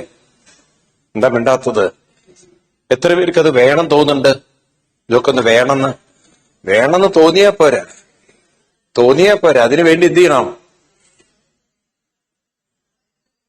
ചെയ്യണം? അപ്പൊ അതിന് ക്ഷേത്രക്കാരും ഒന്ന് തയ്യാറാണ്. അതായത് സ്കൂൾ കുട്ടികൾക്ക് വേണ്ടി വിഷ്ണു സഹസ്രനാമം കോമ്പറ്റീഷൻ ഇവിടെ ഉണ്ട്. അതൊക്കെ രാമായണം കോമ്പറ്റീഷൻ ഉണ്ടോ? ഇപ്പൊ ബോംബെയിലൊക്കെ അവർ തുടങ്ങിക്കഴിഞ്ഞത് കുട്ടികൾക്ക് വേണ്ടി നാരായണീയം കോമ്പറ്റീഷൻ. മനസ്സിലായില്ലേ? അപ്പൊ കുറെ കുട്ടികൾക്ക് അതിന്റെ അവാർഡും കുറച്ച് ക്യാഷ് അവാർഡൊക്കെ കൊടുക്കുന്നു പറഞ്ഞാൽ അവര് അതിനു വേണ്ടി ശ്രദ്ധിക്കും. ആണോ അല്ലയോ? അപ്പൊ നമ്മുടെ ക്ഷേത്രങ്ങളിലും ഇത്തരം കാര്യങ്ങളിലൊക്കെ നമ്മളൊന്ന് കൊണ്ടുവരണം. വർഷത്തിൽ ഒരിക്കല് വിഷ്ണു സഹസ്രനാമ ചാന്യം മുഴുവൻ ചൊല്ലണ്ട, ഒരു 20 വരിയോ 15 വരിയോ ചൊല്ലിയാൽ മതി. അത് ഭംഗിയായിട്ട് ചൊല്ലാൻ പറ്റുന്ന കുട്ടികളുണ്ടെങ്കിൽ അവർക്ക് എന്തെങ്കിലും ക്യാഷ് അവാർഡ് കൊടുത്താൽ ആ കുട്ടികൾ നോക്കൂ ഭയങ്കരമായിട്ട് മാറ്റണ്ടാവും. കേരളത്തിൽ ഇപ്പോ ലളിതാ സഹസ്രനാമം കൂടുതൽ പ്രചരിപ്പിക്കുന്നത് ഒരു ക്രിസ്ത്യൻ ലേഡിയാണ്. നിങ്ങൾ ആലോചിച്ച് നോക്കൂ, നിങ്ങൾ ഹിന്ദുക്കൾക്കുള്ള ഒരു കാര്യം ഒരു ക്രിസ്ത്യൻ, ഞാൻ തന്നെ അവരെ 2-3 വേദിയിൽ ഇപ്പൊ ഇരുത്തി. ഒരു ക്രിസ്ത്യൻ ലേഡി, ഞാനിപ്പം ഫെബ്രുവരി 15 ശിവരാത്രിയാണ്, അവരിപ്പോ എന്റെ കൂടെ ഗുരുവായൂരിലെ ലളിതാ സഹസ്രനാമം ചൊല്ലുന്നുണ്ട്. മനസ്സിലായില്ലേ? അപ്പൊ ആലോചിച്ച് നോക്ക്, ഒരു ക്രിസ്ത്യൻ, നിങ്ങൾ ആരെങ്കിലും കണ്ടിട്ടുണ്ടോ യൂട്യൂബിൽ അവരെ? ഒരു ആലീസ് ഉണ്ണികൃഷ്ണൻ നോക്കൂ, എത്ര കമ്മിറ്റഡ് ആണ് ആ ലേഡി. അവർ ക്രിസ്ത്യനായിട്ട് ജനിച്ച ലേഡിയാണ്. അവര് തുറന്നു പറയാം, എന്റെ ജീവിതം മാറ്റിമറിച്ചത് ഈ ലളിതാ സഹസ്രനാമം. ഒരുപാട് ജീവിത പ്രശ്നങ്ങൾ അനുഭവിച്ച ലേഡിയായിരുന്നു. മനസ്സിലായില്ലേ?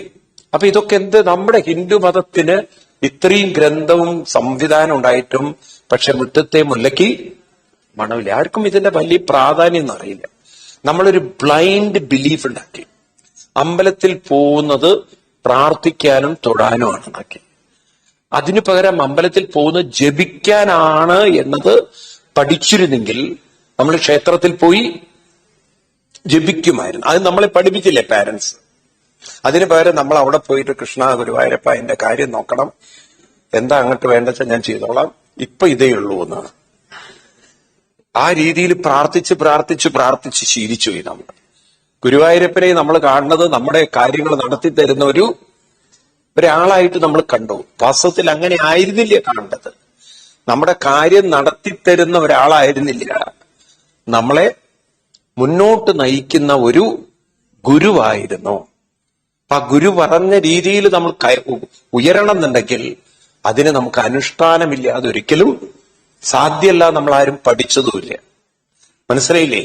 അതുകൊണ്ട് ഈ ഒരു വാക്ക് നിങ്ങൾ മറക്കരുത്. എന്താണ്? ജീവിതത്തിൽ അനുഷ്ഠാനത്തിലൂടെ മാത്രമേ മനോബലം ഉണ്ടാവുള്ളൂ. വേറെ നിങ്ങൾക്ക് ഒരു വഴിക്കും കിട്ടില്ല. അനുഷ്ഠാനത്തിലൂടെ മാത്രമേ. അവർക്ക് പറയൂ. അപ്പൊ ഡെയിലി എന്ത് വേണം?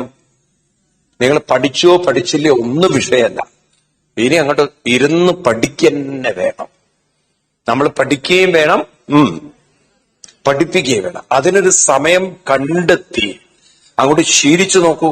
തുടക്കത്തിലൊക്കെ തിരി ബുദ്ധിമുട്ടുണ്ടാവും, പിന്നെ അതങ്ങോട്ട് ശീലം. ഇപ്പൊ നാരായണീയം തന്നെ നോക്കൂ നിങ്ങൾ. ഇവിടെ ഇരിക്കുന്ന പലരും സംസ്കൃതം പഠിച്ചിട്ടൊന്നല്ല നാരായണീയത്തിൽ വന്നിട്ടുണ്ടാവും. ആണോ? തുടക്കത്തിൽ എന്തൊരു കഷ്ടപ്പാടാണ്. കാരണം ഭട്ടതിരിപ്പാട് ഇത്രയും കട്ടിയുള്ള സംസ്കൃതത്തിൽ എഴുതി വെച്ചത് ഇല്ലേ? നിങ്ങൾ നോക്കൂ. അഗ്രേ പശ്യാമി തേജോ നിബിഡകര. അങ്ങോട്ട് പോയി കഴിഞ്ഞാൽ എന്താണ് അടുത്ത വരി? എന്താ പറയണത്?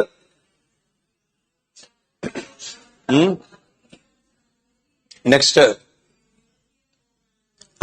അതിന് മുമ്പുള്ളത്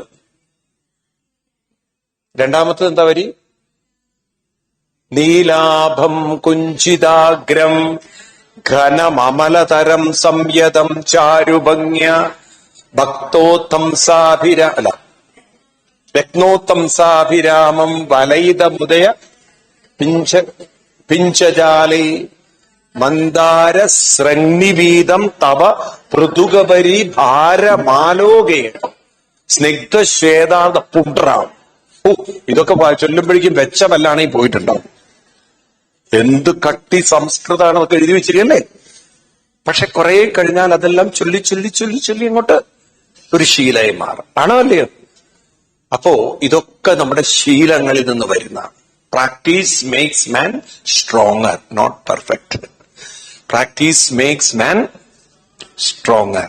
അങ്ങനെയാണ് നമ്മൾ പഠിക്കേണ്ടത്. നമ്മുടെ പ്രാക്ടീസാണ് നമ്മളെ സ്ട്രോങ് ആക്കി മാറ്റുന്നത്. അപ്പൊ ആ രീതിയിൽ ജീവിതത്തെ കാണാൻ നമുക്ക് പ്രചോദനാണ്. ആരുടെ കഥ? ഗജേന്ദ്രന്റെ കഥ. അപ്പൊ ഗജേന്ദ്രൻ പറയുന്നത്, ഇത്രയും കാലം ഭഗവാനെ അഹങ്കാരം കൊണ്ട് ഞാനിതൊന്നും നോക്കിയില്ല, ഇനി എനിക്ക് ബോധം ഉണ്ടാവണം. എന്താണ്? അവിടുന്നാണ് എന്റെ ശക്തിയും അവിടുന്നാണ് എന്റെ വഴിയും. അതിനെന്നും കുറച്ച് സമയം ആ നാമജപത്തിൽ മുഴുകാൻ എനിക്ക് അനുഗ്രഹം ഉണ്ടാവണം. പറയണം, നമസ്തേ അഖില ശക്തി ധരസ്വധാംന. അഖില ശക്തി എന്റെ ഉള്ളിൽ ഉണ്ടാവട്ടെ ഭഗവാനെ എന്നൊക്കെ പറഞ്ഞ് ആ ഭഗവാനെ ഗുരുവായി കണ്ട് നമിക്കുകയാണ്. നാരായണ അഖില ഗുരു ഭഗവൻ നമസ്തേ. പിന്നീട് രണ്ടാമത്തെ കഥയാണ് പാലാഴി മദന കഥയായിട്ട് ബന്ധപ്പെട്ട കഥ. അപ്പൊ അതിലാണ് നമ്മൾ ശിവൻ കാളകൂടം കഴിക്കുന്നൊക്കെ. അപ്പൊ ഒരിക്കലും ദുർവാസാവ് മഹർഷിക്ക് ഒരു മാല കിട്ടി. മാലയെന്നാണുള്ള സകലം തുടങ്ങാം.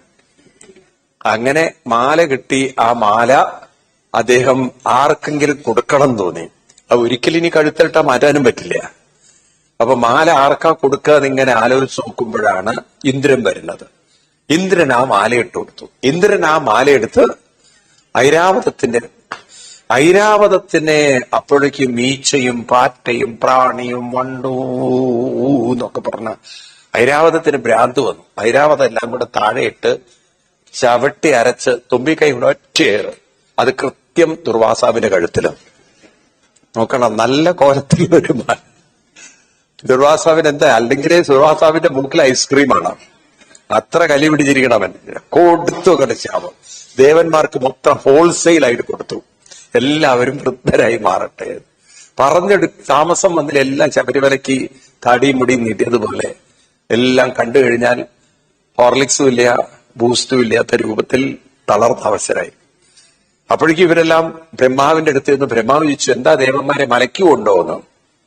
പറഞ്ഞു, അല്ല, ദുർവാസാവ് രാവിലെ തന്നെ ഞങ്ങക്ക് പായസം വിളമ്പിയതാണ്, കിട്ടി, അതുകൊണ്ട് ഞങ്ങൾക്കൊരു പുറത്ത് കിടക്കണം ഇതെന്ന്. അപ്പൊ പറഞ്ഞു, എനിക്കറിയില്ല. എല്ലാവരും പാലാഴി തീരത്തിയെന്നു. അവിടെ ചെന്ന് സ്തുതിച്ചു. ഭഗവാൻ പറഞ്ഞു, പാലാഴി കടഞ്ഞ് അമൃത് കഴിച്ചാൽ ഈ പ്രശ്നത്തിന് പരിഹാരം. ഓക്കെ, ഈ പാലാഴി കടഞ്ഞ് അമൃത് കിട്ടണമെങ്കിൽ എന്ത് ചെയ്യണം? അതിന് മന്ദര പർവ്വതം കടകോലാക്കണം. പിന്നെ വാസുകി പാമ്പിനെ കയറാക്കണം. ചില്ലറ കാര്യമൊന്നുമല്ല. അല്ല ഭഗവാൻ, ഇത് വരിക്കാൻ ആരെയെ കിട്ടുകയെന്ന്? അസുരന്മാരോട് സഖ്യം ചെയ്യണം. ഭഗവാൻ തന്നെ എല്ലാം കൊടുത്തു. അസുരന്മാരാണെങ്കിൽ ഒരു രക്ഷയില്ല, രാഷ്ട്രീയക്കാരെ. പക്ഷെ സീറ്റ് കൊടുക്കുക, സ്ഥാനം കൊടുക്കാന്നൊക്കെ പറഞ്ഞവര് വരും. അപ്പൊ അങ്ങനെയല്ലേ കോൺഗ്രസും കമ്മ്യൂണിസ്റ്റുകാരൊക്കെ ഒന്നാവുന്നത്? അവര് തമ്മിൽ ആശയം കൊണ്ട് എവിടെ യോജിക്കുന്നത്, അല്ലേ? അപ്പൊ സ്ഥാനം കൊടുക്കാന്ന് പറഞ്ഞാൽ ഇനിയിപ്പോ നോക്കൂ, നിങ്ങൾ എല്ലാ ഇലക്ഷനും അങ്ങനെയല്ലേ? ആരൊക്കെ ആരുടെ കൂടെ പോവാന്ന് ഒരു പിടിയില്ല. ഇപ്പൊ ഒരു പക്ഷെ ഇനിയിപ്പോ സ്റ്റാലിനായിരിക്കും BJPയുടെ കൂടെ പോണത്. പറയാൻ പറ്റില്ല. സ്ഥാനം കിട്ടുമെന്ന് പറഞ്ഞാൽ ആരാ പോവാതിരിക്കുക? മനുഷ്യർ അത്രയുള്ളൂ. ആശയമൊക്കെ പിന്നീട് ആമാശയാണ് ഏറ്റവും വലുത്, ഇല്ലേ? ആശയത്തിനൊക്കെ അവർ മാറ്റിവെക്കും. അപ്പൊ ഇവിടെ അസുരന്മാരോട് 50-50 എന്ന് പറഞ്ഞാൽ കിട്ടുന്ന അമൃതിന്റെ പകുതി നിങ്ങൾക്ക്. ഈ പാവങ്ങൾ ശരി, ഓക്കെ എന്ന് പറഞ്ഞു. അങ്ങനെ അവര് വാല് പിടിച്ചു, ദേവന്മാര് തല പിടിച്ചു. കുറച്ച് ഇപ്പൊ വായ തുറന്നു പാമ്പ്. ദുർഗന്ധം വന്ന് ഇവർക്ക് അല്ലെങ്കിലേ എണീക്കാൻ ശക്തിയില്ല. ഈ വിഷക്കാറ്റൂടെ അങ്ങോട്ട് തട്ടിയപ്പോഴേക്കും ഇവർക്ക് ബോധമില്ല. ഇവരിങ്ങനെ വലിക്കാതെ നിൽക്കുകയാണ്. ഭഗവാൻ ചോദിച്ചു, എന്ത് പറ്റിയെന്ന്? ഞങ്ങൾക്ക് തല വേണ്ട. അപ്പോഴൊഴിക്കൊരു ഭാഗ്യം ഉണ്ടായി. ഈ അസുരന്മാര് കേരളത്തിൽ നിന്നാണോ ഒരു സംശയമുണ്ട്. അവരപ്പോഴേ പണിമുടക്കിയിരിക്കുകയാണ്. അവര് പറഞ്ഞു, ഞങ്ങൾ ഈ വാല് പിടിക്കില്ല. ഈ ദേവന്മാർക്കൊരു വിചാരമുണ്ട്, ഞങ്ങൾ അവരുടെ വാല് പിടിക്കുന്നവരാണ്. മനസ്സിലായില്ലേ? ഞങ്ങൾ ആരുടെയും വാലും കാലൊന്നും പിടിക്കില്ല, ഞങ്ങൾ തലയെ പിടിക്കുള്ളൂ. ഭഗവാൻ പറഞ്ഞു, വെരി ഗുഡ്, അങ്ങനെ തന്നെ വേണമെന്ന്. ഇപ്പൊ പോയി പിടിച്ചോ, ഞാൻ അവരെ പറഞ്ഞ് മനസ്സിലാക്കാം, അവർക്ക് വാലയെ കൊടുക്കുള്ളൂ എന്ന്. അവര് വിചാരിച്ചു, ദൈവമേ, ഇങ്ങനെ ഒരു ബുദ്ധിമാർക്ക് തോന്നിയല്ലോ എന്ന്. അല്ല, അവരാ വാല് വിട്ടില്ലെങ്കിൽ എന്തായിരിക്കും അവസ്ഥ? ഇപ്പൊ ദേവന്മാർക്ക് വാലും അസുരന്മാർക്ക്. പിന്നെയും വലിക്കാൻ തുടങ്ങിയപ്പോഴാണ് അവർക്ക് മനസ്സിലായത്, ഈ പാമ്പ് മാത്രമേ വലിയുന്നുള്ളൂ, പർവ്വതല്ലാണ്. പർവ്വതൊക്കെ താഴ്ന്നുപോയി. പിന്നീട് ഭഗവാൻ കൂർമ്മരൂപത്തേക്കെടുത്ത് അത് പൊക്കിക്കൊണ്ടുവന്നു. അങ്ങനെയാണ് ഭഗവാൻ ഏത് രൂപത്തെ എടുത്തത്? കൂർമാവതാരം. ഇപ്പൊ കേരളത്തിൽ കൂർമാവതാരം വന്നിരിക്കുക. ഈ കൊല്ലം ഭഗവാൻ കൂർമ്മരൂപത്തിൽ വന്നിരിക്കുകയാണ് കേരളത്തില്. ഈ പ്രാവശ്യത്തെ നിങ്ങൾ കണ്ടു ബഡ്ജറ്റ് കേരളത്തില് ആമ പ്രൊട്ടക്ട് ചെയ്യണമെന്നാണ് ഗവൺമെന്റ് പറഞ്ഞിരിക്കുന്നത്. കാരണം കേരളത്തിലാണ് ഏറ്റവും കൂടുതൽ പ്രത്യേക തരം വർണ്ണങ്ങളുള്ള കടലാമയുള്ളത്. കേരള ഗവൺമെന്റിന് വലിയ ബുദ്ധിയില്ലാത്തതുകൊണ്ട് അത് യൂസ് ചെയ്യാൻ കഴിയില്ല.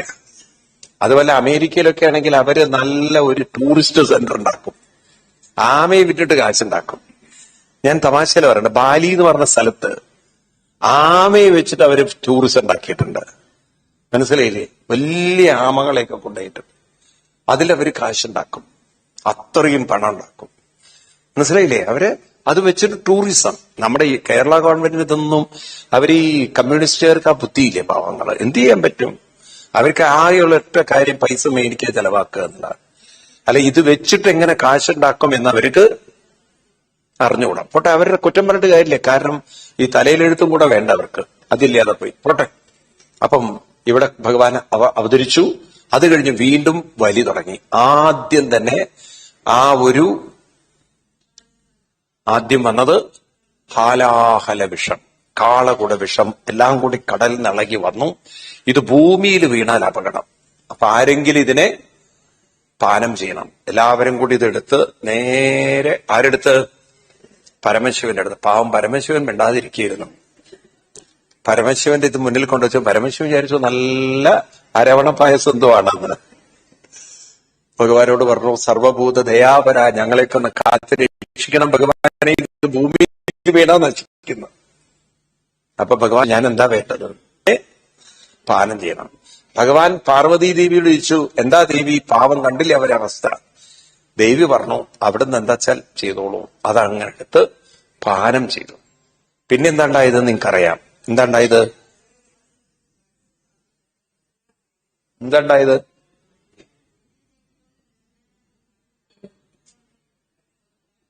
പിന്നെന്തുണ്ടായി?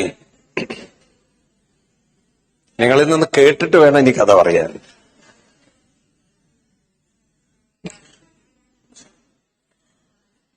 നിങ്ങൾ എല്ലാവരും കൂടി ഉത്തരം പറഞ്ഞാൽ എനിക്കിങ്ങനെ പറയാൻ പറ്റുക. പാർവതീ ദേവി പരമശിവന്റെ കഴുത്തിൽ അമർത്തി. ഇത് ഇപ്പോഴും അമ്മമാര് പറഞ്ഞുകൊണ്ടിരിക്കണം. ഭാഗവതത്തിൽ അതില്ല കേട്ടോ. അതങ്ങനെ പ്രചരിക്കപ്പെട്ട കഥയാണ്. പാർവതീദേവി പരമശിവന്റെ കഴുത്തിൽ പിടിച്ചിട്ടേ ഇല്ല. അത് എങ്ങനെയോ പ്രചരിക്കപ്പെട്ട കഥയാണ്. അത് ചില ആചാര്യന്മാർ അത് പറഞ്ഞ് പ്രചരിപ്പിക്കുന്നത്. അതാണ് അങ്ങനെ തെറ്റ് പറഞ്ഞത്. ശരിക്കും ഭാഗവതത്തിലില്ല. പരമശിവന്റെ കഴുത്തിൽ പാർവതീദേവി പിടിച്ചു എന്നില്ല. അതെനിക്ക് തോന്നുന്നു പിന്നീട് എങ്ങനെയോ വന്നതാണ്. അത് നാട്ടിൽ ചിലപ്പോൾ വൈകുന്നേരം ചിലർ കാളകൂടെ കുടിച്ചിട്ട് വരും. അപ്പൊ വീട്ടിലെ പാർവതി ചിലപ്പോൾ കയറി കഴുത്തമർത്തിയിട്ടുണ്ടാവും. ഇതായിരിക്കും ഈ കഥ ഇതിലേക്ക് കൊണ്ടുവന്നത്. അല്ലാതെ എങ്ങനെ പാർവതീദേവി കഴുത്ത് പിടിച്ചു എന്ന് ഭാഗവത്തിലില്ല. ഉറപ്പിച്ചോളൂ. പക്ഷെ പരമശിവൻ എന്ത് ചെയ്തു? തന്റെ തപശക്തി കൊണ്ട് ആ വിഷം എവിടെ പിടിച്ചു നിർത്തി? തന്നിലേക്കും ഇറങ്ങിയില്ല, തന്നിൽ നിന്ന് പുറത്തേക്കും വന്നില്ല. ചില സാധനങ്ങളൊക്കെ നിങ്ങൾ ഈ യാത്രയൊക്കെ ചെയ്യുമ്പോണ്ടല്ലോ, ചിലർക്ക് അസിഡിറ്റി ഉണ്ടെങ്കിൽ,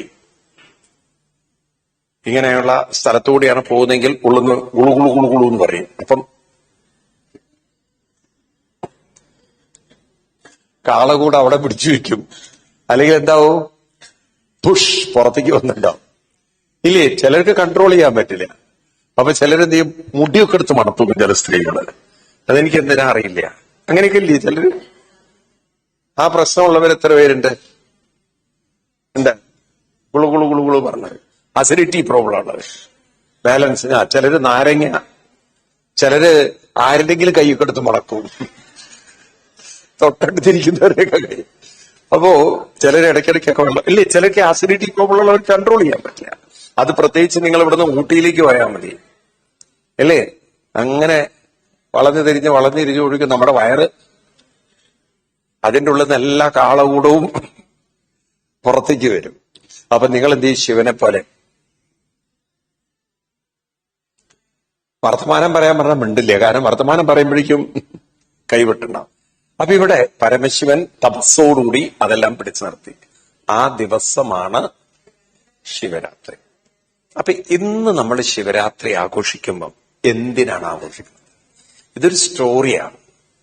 അപ്പൊ ഇന്ന് നമ്മൾ മനസ്സിലാക്കേണ്ടത് എന്താണ്? ഈ കാളകൂട വിഷം എന്ന് പറയുന്നത് എന്തായിരിക്കും? ഒരു മനുഷ്യനെ നശിപ്പിക്കുന്ന വിഷമാണ്. മനുഷ്യരല്ല, മാനവരാശിയെ നശിപ്പിക്കുന്ന വിഷമാണ് കാളകൂട വിഷം. ആ വാക്ക് അങ്ങനെ ഓർക്കണം. മാനവരാശിയെ നശിപ്പിക്കുന്ന വിഷമാണ് ഏത്? കാളകൂട വിഷം. അപ്പൊ ഇന്ന് മാനവരാശിയെ നശിപ്പിക്കുന്ന വിഷം ഏതാണെന്നറിയോ? നിങ്ങൾ നോക്കൂ. നമ്മുടെ കുട്ടികളെ നശിപ്പിക്കുന്ന ഏറ്റവും വലിയ വിഷം എന്ന് പറയുന്നത് അവരിലെ ഒരു ഇൻട്രോവേർട്ടഡ്നെസ് ആണ്. അവരിലെ സെൽഫിഷ്നെസ് ആണ്. എത്ര സെൽഫിഷാണോ അത്ര നശിക്കും മനുഷ്യൻ. അപ്പൊ മനുഷ്യന്റെ ജീവിതം എന്ന് പറയുന്നത് എന്തായിരിക്കണം? നമുക്ക് വേണ്ടി മാത്രമല്ല നമ്മൾ ജീവിക്കേണ്ടത്, എപ്പോഴും ഒരു സമൂഹത്തിന് കൂടി വേണ്ടി ജീവിക്കണം. കാരണം നല്ല ഒരു സമൂഹം നോക്കൂ.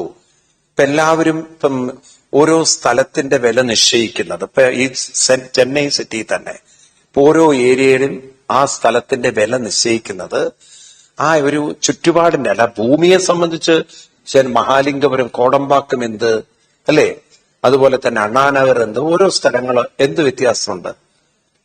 ഭൂമിക്കൊരു വ്യത്യാസമില്ല. പക്ഷെ ചില ഏരിയ നമ്മൾ ആ സ്ഥലത്തിനൊരു പ്രാധാന്യം കൊടുത്തിട്ടുണ്ട്. അത് അവിടുത്തെ ഹാർട്ട് ഓഫ് ദ സിറ്റിയാണ് അല്ലെ, അല്ലെങ്കിൽ ഇതിങ്ങനെയുള്ള പ്രാധാന്യം, അവിടെ ഇത്രയും ഫെസിലിറ്റി ഉണ്ട്, അല്ലെങ്കിൽ അവിടെ ഇത്രയും ടെമ്പിൾ ഉണ്ട്, അവിടെ ഇത്രയും ഇതുണ്ട്, അതുകൊണ്ട് ആ സ്ഥലത്തിന്റെ വില കൂടുന്നു അല്ലെ. എങ്ങനെയല്ല അനുസരിച്ചു.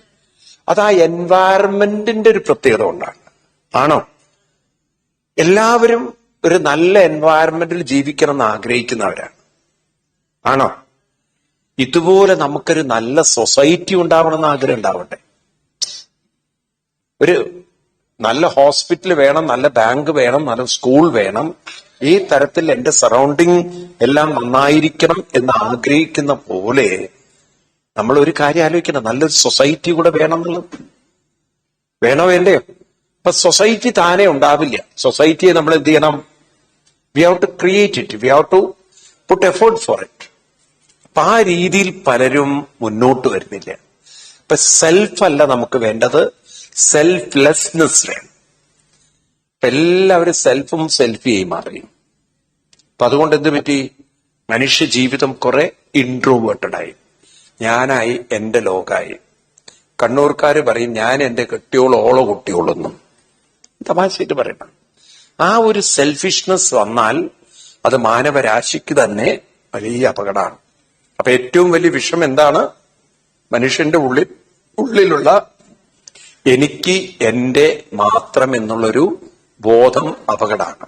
അപ്പൊ നമുക്ക് ഏത് ജീവിതമാണ് വേണ്ടത്? നമുക്ക് വേണ്ടത് എല്ലാവരും നന്നാവണം.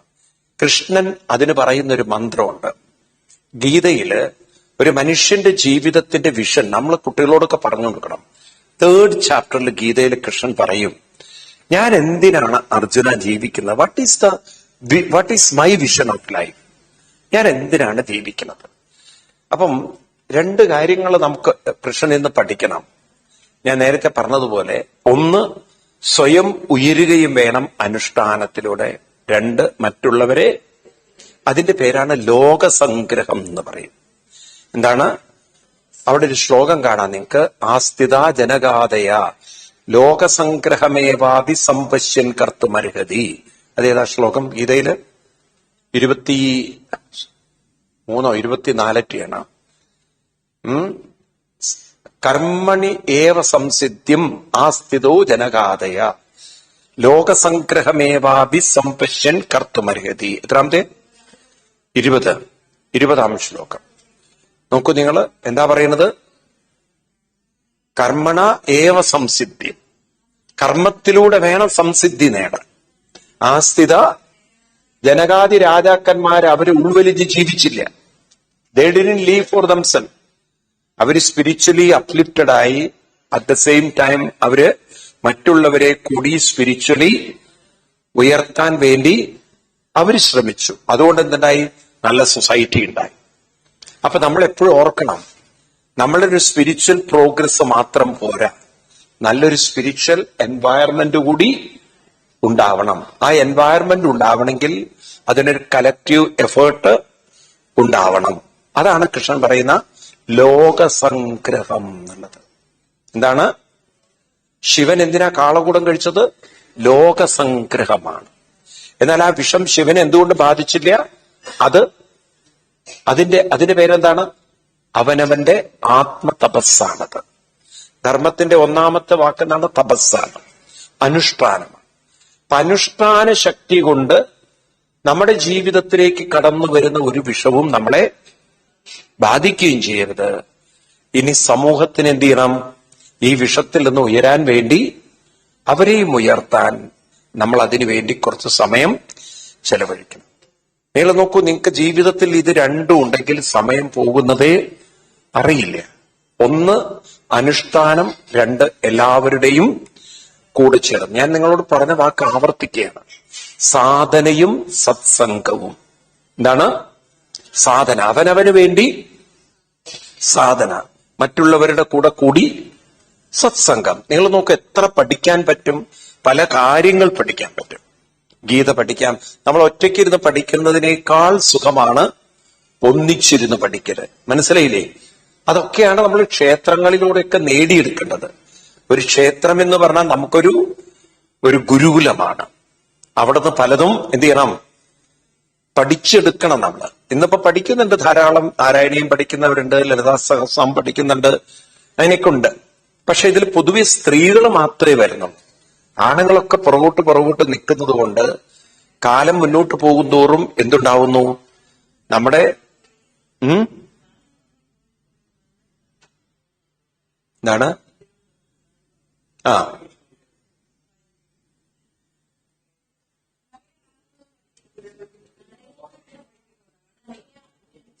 എവിടെ അല്ല, ഞാൻ പറയുന്നത് നമുക്ക് ക്രമേണ അങ്ങനെ ഒരു വിഷൻ വേണം. എന്താണ് ആ വിഷൻ? ആത്മനോ മോക്ഷാർത്ഥം ജഗത് ഹിതാർത്ഥം എന്നുള്ളത്. ഇതായിരിക്കണം നമ്മുടെ ലൈഫ് പോളിസി. എനിക്ക് മോക്ഷം വേണം, അതിന് ഞാൻ എന്ത് ചെയ്യണം? മോക്ഷം എന്ന് പറഞ്ഞാൽ എന്റെ വിഷമങ്ങളും ദുഃഖങ്ങളിൽ നിന്നൊക്കെ ഞാൻ മുക്തനാവണം, മോചിതനാവണം. അതിനെന്ത് വേണം? അനുഷ്ഠാനം വേണം. ആത്മനോ മോക്ഷാർത്ഥം ജഗത് ഹിതാർത്ഥം. മറ്റുള്ളവരെ എന്ത് ചെയ്യണം? ഹിതം ചെയ്ത് കൈപിടിച്ചുയർത്താൻ ആ എൻവയറമെന്റ് ഞാൻ ഉണ്ടാക്കണം. എനിക്ക് വേണ്ടി മാത്രം ജീവിച്ചു പോകരുത്, അല്ലെ? അത് നമ്മുടെ ഹിന്ദുക്കൾക്ക് ആരും പറഞ്ഞു തരുന്നില്ല. ഈ രണ്ട് വിഷൻ. ഒന്ന്, കൃഷ്ണൻ പോലും ജീവിച്ച ആർക്ക് വേണ്ടിയിട്ടാണ്? കൃഷ്ണൻ പറയുന്നു, അർജുന എനിക്കൊന്നും വേണ്ട, എനിക്കൊന്നും നേടാനില്ല, എന്റെ ജീവിതത്തിൽ നേടേണ്ടതൊക്കെ ഞാൻ നേടിക്കഴിഞ്ഞു, പിന്നെ എന്തിനാ ഞാൻ ജീവിക്കുന്നത്? എന്തിനാ നീ ജീവിക്കുന്നത്? നേരത്തെ വായിച്ചില്ലേ ശ്ലോകം? എന്തിനാണ്? ഒന്നുകൂടി വായിക്കുക. അത് ലോകസംഗ്രഹമേവാപി. എന്തിനു വേണ്ടിയിട്ടാണ്? ലോകസംഗ്രഹം എന്ന് പറഞ്ഞാൽ ലോക സംഗ്രഹം. ലോകത്തെ എന്ത് ചെയ്യണം? സംഗ്രഹിക്കുക പറഞ്ഞാൽ കൂട്ടിച്ചേർക്കുക, ലോകത്തെ ഒന്നിപ്പിക്കുക. അത് വേണ്ടേ? വേണ്ടയോ? അത് നമ്മുടെ സമൂഹത്തിൽ ഇന്ന് വളരെ കുറവാണ്. ഇന്നിപ്പം നമ്മുടെ അവസ്ഥ എന്താ അറിയോ? എല്ലാം ഇന്ന് അകന്നു പോകുന്ന ഒരവസ്ഥയാണ്. സംഗ്രഹമല്ല, എല്ലാം നമ്മളിൽ നിന്നും അകന്നകന്ന്. അതാണ് നമുക്കൊക്കെ ഹിന്ദുക്കളുടെയൊക്കെ ജീവിതത്തിലെ പ്രശ്നങ്ങളും. ഒരു യൂണിറ്റി ഇല്ല, സ്ട്രെങ്ത് ഇല്ല, സ്പിരിച്വാലിറ്റി ഇല്ല. എല്ലാവരും മക്കൾ അവിടെയാണ് ഇവിടെയാണെന്ന് പറയുന്നു എന്നല്ലാതെ ആ മക്കളുടെ കാര്യത്തിലാണെങ്കിൽ അവർക്കും ഒരു ആത്മീയതയൊക്കെ ഉള്ളവർ വളരെ കുറവാണ്. അവര് ആ എക്സ്പോഷറിലല്ല വളരുന്നത്. അപ്പൊ അതുകൊണ്ട് ക്രമേണ ഉള്ള കുട്ടികളെങ്കിലും നമ്മൾ ഈ ഒരു സ്പിരിച്വൽ എൻവയറമെന്റിലേക്ക് കൊണ്ടുവരാൻ നമുക്ക് സാധിക്കണം. വേണ്ടയോ? അതാവട്ടെ. നിങ്ങളൊക്കെ വെറുതെ ഇരിക്കുന്ന സമയത്ത്, ഇനിയിപ്പോ മക്കളൊക്കെ ദൂരെയാണെങ്കിലും ആഴ്ചയിൽ ഒരിക്കൽ സൂമിലൂടെ സംസാരിച്ചൂടെ? ഉണ്ടോ? ഞാൻ കണ്ടിട്ട് ധാരാളം അമ്മമാരിപ്പോ സൂമിലൂടെയൊക്കെ മക്കള്, ഒരാള് ലണ്ടനിലായിരിക്കും, ഒരാൾ US-ലായിരിക്കും. അപ്പൊ അവരുടെയൊക്കെ കൂടെ ഇരുന്നിട്ട് വിഷ്ണു സഹസ്രനാമം ചൊല്ലുന്നു. അപ്പൊ അങ്ങനെയൊക്കെ ചൊല്ലുന്നവരുണ്ട്. അപ്പൊ അതുകൊണ്ട് മക്കളും ഈ സ്പിരിച്വൽ എൻവയറമെന്റില് വരും. ഇന്നിപ്പോ നമുക്ക് സൂമിലൂടെയൊക്കെ കണക്ട് ചെയ്യാൻ പറ്റുന്ന കാലമാണ്. പിന്നെ എല്ലാവരും സ്മാർട്ട് ഫോൺ ഉണ്ടോ? പക്ഷെ അത് ഉപയോഗിക്കാൻ അറിയണം. അപ്പൊ അങ്ങനെയൊക്കെയുള്ളൊരു ജീവിത രീതി, അതൊത്തിരി വാശി വേണം. അതായത് ഞങ്ങൾ അങ്ങനെ ജീവിക്കല്ലോ. പഴയ മുത്തശ്ശിമാരൊക്കെ ഭയങ്കര റെസ്പെക്ട്ഫുൾ ആയത് എന്തുകൊണ്ടാണ്? There so adamant in their life style. ഒരു നെഗറ്റീവായിട്ടുള്ള അഡമന്റ് അല്ല, സ്പിരിച്വൽ ആയിട്ടുള്ള ഒരു അഡമന്റ്. രാവിലെ എണീക്കണോ, കുളിക്കണോ, അവര് ഭസ്മം തൊടണോ, അവരിരുന്ന് ജപിക്കണോ. അതങ്ങനെ ശീലിച്ചു കഴിഞ്ഞാൽ അവരാ ലൈഫ് സ്റ്റൈൽ അവരെവിടെയും മാറ്റില്ല. അവരത്രയും അതുകൊണ്ട് റെസ്പെക്ട്ഫുൾ ആയി. കാരണം അവര് മെന്റലി അത്രയും സ്ട്രോങ് ആയിരുന്നു. അവര് ആര് വന്നു ആര് വന്നില്ല ഒന്നും അവർക്കൊരു ബോധറേഷനേ ഇല്ല. അവരവരുടെ ജീവിതം മര്യാദ. ഇന്നത്തെ സെന്റിമെന്റ് ഒക്കെ അവർക്കുണ്ടായിരുന്നോ? മക്കള് വന്നാലെന്ത്, മക്കൾ വന്നില്ലെങ്കിലെന്ത്, മക്കള് പോയാലോ അവർക്കൊരു വിഷമവും ഇല്ല. നീയായി നിന്റെ പാടായി, എത്രയുള്ളൂ. ആണോ? അവരാ വീട്ടിൽ തന്നെ ഒറ്റയ്ക്ക് നോക്കും. അവരൊരു ടൂറ് പോയിട്ടില്ല, അവരെവിടെയും പോയിട്ടുണ്ടാവില്ലേ ജീവിതത്തിൽ. അതേ വീട്ടിൽ തന്നെ ഇരുന്ന് പക്ഷെ അവരാ അനുഷ്ഠാനത്തിലൂടെ വളരെ റെസ്പെക്ട്ഫുൾ ആയിട്ട് ജീവിച്ചു എന്നാണ്, അല്ലെ? അവരെ കണ്ടന്റ് ആയിട്ട് ജീവിച്ചു. അവർക്ക് വളരെ വളരെ ജീവിതത്തിൽ ആ ഒരു സാറ്റിസ്ഫാക്ഷൻ ഉള്ളവരാണ്. പോട്ടെ, അപ്പൊ ഇത് നമ്മൾ ഓർക്കുക. അപ്പൊ ജീവിതം എന്ന് പറയുന്നത് നമുക്ക് കിട്ടിയ ഒരു വലിയ ഗിഫ്റ്റാണ്, അത് നഷ്ടപ്പെടരുത്. അപ്പൊ ശിവന്റെ കാള കൂടെ വിഷത്തിന് എന്താ പഠിക്കേണ്ടത്? ജീവിതം ഒരിക്കലും സെൽഫിൽ ഒതുങ്ങരുത്, ഒരു സെൽഫിയിൽ ഒതുങ്ങരുത്. ജീവിതം എപ്പോഴും സ്ട്രെങ്തിലുമായിരിക്കണം. ഉള്ളിലും സ്ട്രെങ്ത് വേണം, പുറത്തും സ്ട്രെങ്ത് വേണം. അപ്പുറത്തൊരു യൂണിറ്റിയുടെ സ്ട്രെങ്ത് വേണം, അകത്ത് സാധനയുടെ സ്ട്രെങ്ത് വേണം, പുറത്ത് യൂണിറ്റിയുടെ സ്ട്രെങ്ത് വേണം. വേണ്ടേ? ഇതുണ്ടാവണമെങ്കിൽ എന്ത് വേണം? നമ്മൾ അതിനു വേണ്ടി, ഇതാണ് ശിവരാത്രി. അപ്പൊ ശിവരാത്രിയുടെ അന്ന് അതുകൊണ്ടാണ് നമ്മളോട് ഒന്നിച്ചിരുന്ന് നാമജപങ്ങളും അതൊക്കെ പാടാൻ പറഞ്ഞത്. മനസ്സിലായില്ലേ? അപ്പൊ അങ്ങനെയൊക്കെ ക്രമേണ ശിവരാത്രി ദിവസം അമ്പലത്തിൽ വന്ന് തൊഴുതു പോവാതെ എല്ലാവരും ഒന്നിച്ച് ഒരു നാമജപ സംസ്കാരങ്ങളൊക്കെ ഉണ്ടാക്കി എടുക്കാൻ നമുക്ക് സാധിച്ചാൽ നല്ലതാണ്, അല്ലേ? ശരിയല്ലത്? നിൽക്കട്ടെ. അത് കഴിഞ്ഞ് വീണ്ടും വലി തുടങ്ങി. അതിൽ നിന്ന് ലക്ഷ്മി ദേവി വന്നു. പിന്നെ ആ ലക്ഷ്മി ദേവി വിഷ്ണുവിനെ സ്വീകരിക്കുന്നു. അത് കഴിഞ്ഞ് പലതും വന്നു. താരാദേവി, തുളസി, പിന്നെ വാരുണി മത്യം, അത് അസുരന്മാര് കൊണ്ടുപോയി. അവസാനം അതിൽ നിന്ന് ധന്വന്തരി മൂർത്തി അമൃത് കൊണ്ടുവന്നു.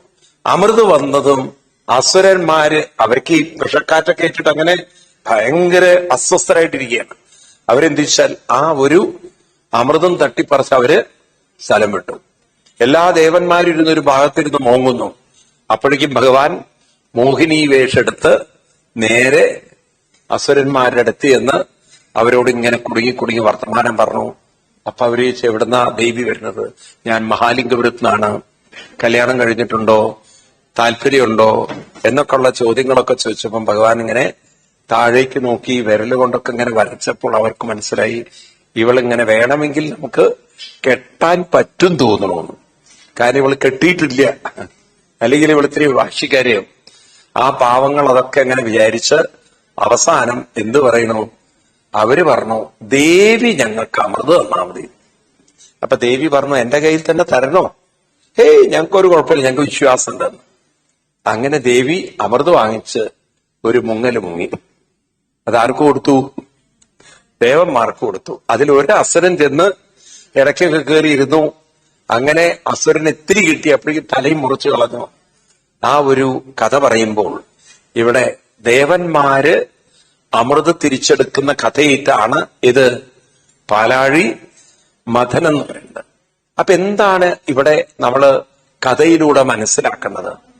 ഈ പാലാഴി മഥനം കഥാരൂപത്തിൽ ആവിഷ്കരിച്ച് പറഞ്ഞിരിക്കുന്നെങ്കിലും ഈ മഥനം നടക്കുന്നത് മഞ്ജീരം മഞ്ജുനാഥൈരിപദഭജനം ക്ഷേയയിത്യാലബന്ധം പാദാഗ്രം ഭ്രാന്തിമജ്ജൽ പ്രണതജനമനോ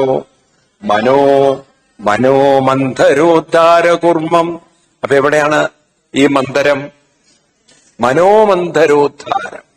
അപ്പൊ ഇതെവിടെയാ നടക്കുന്നത്? നമ്മുടെ ഓരോരുത്തരെയും ഉള്ളിലാണ്.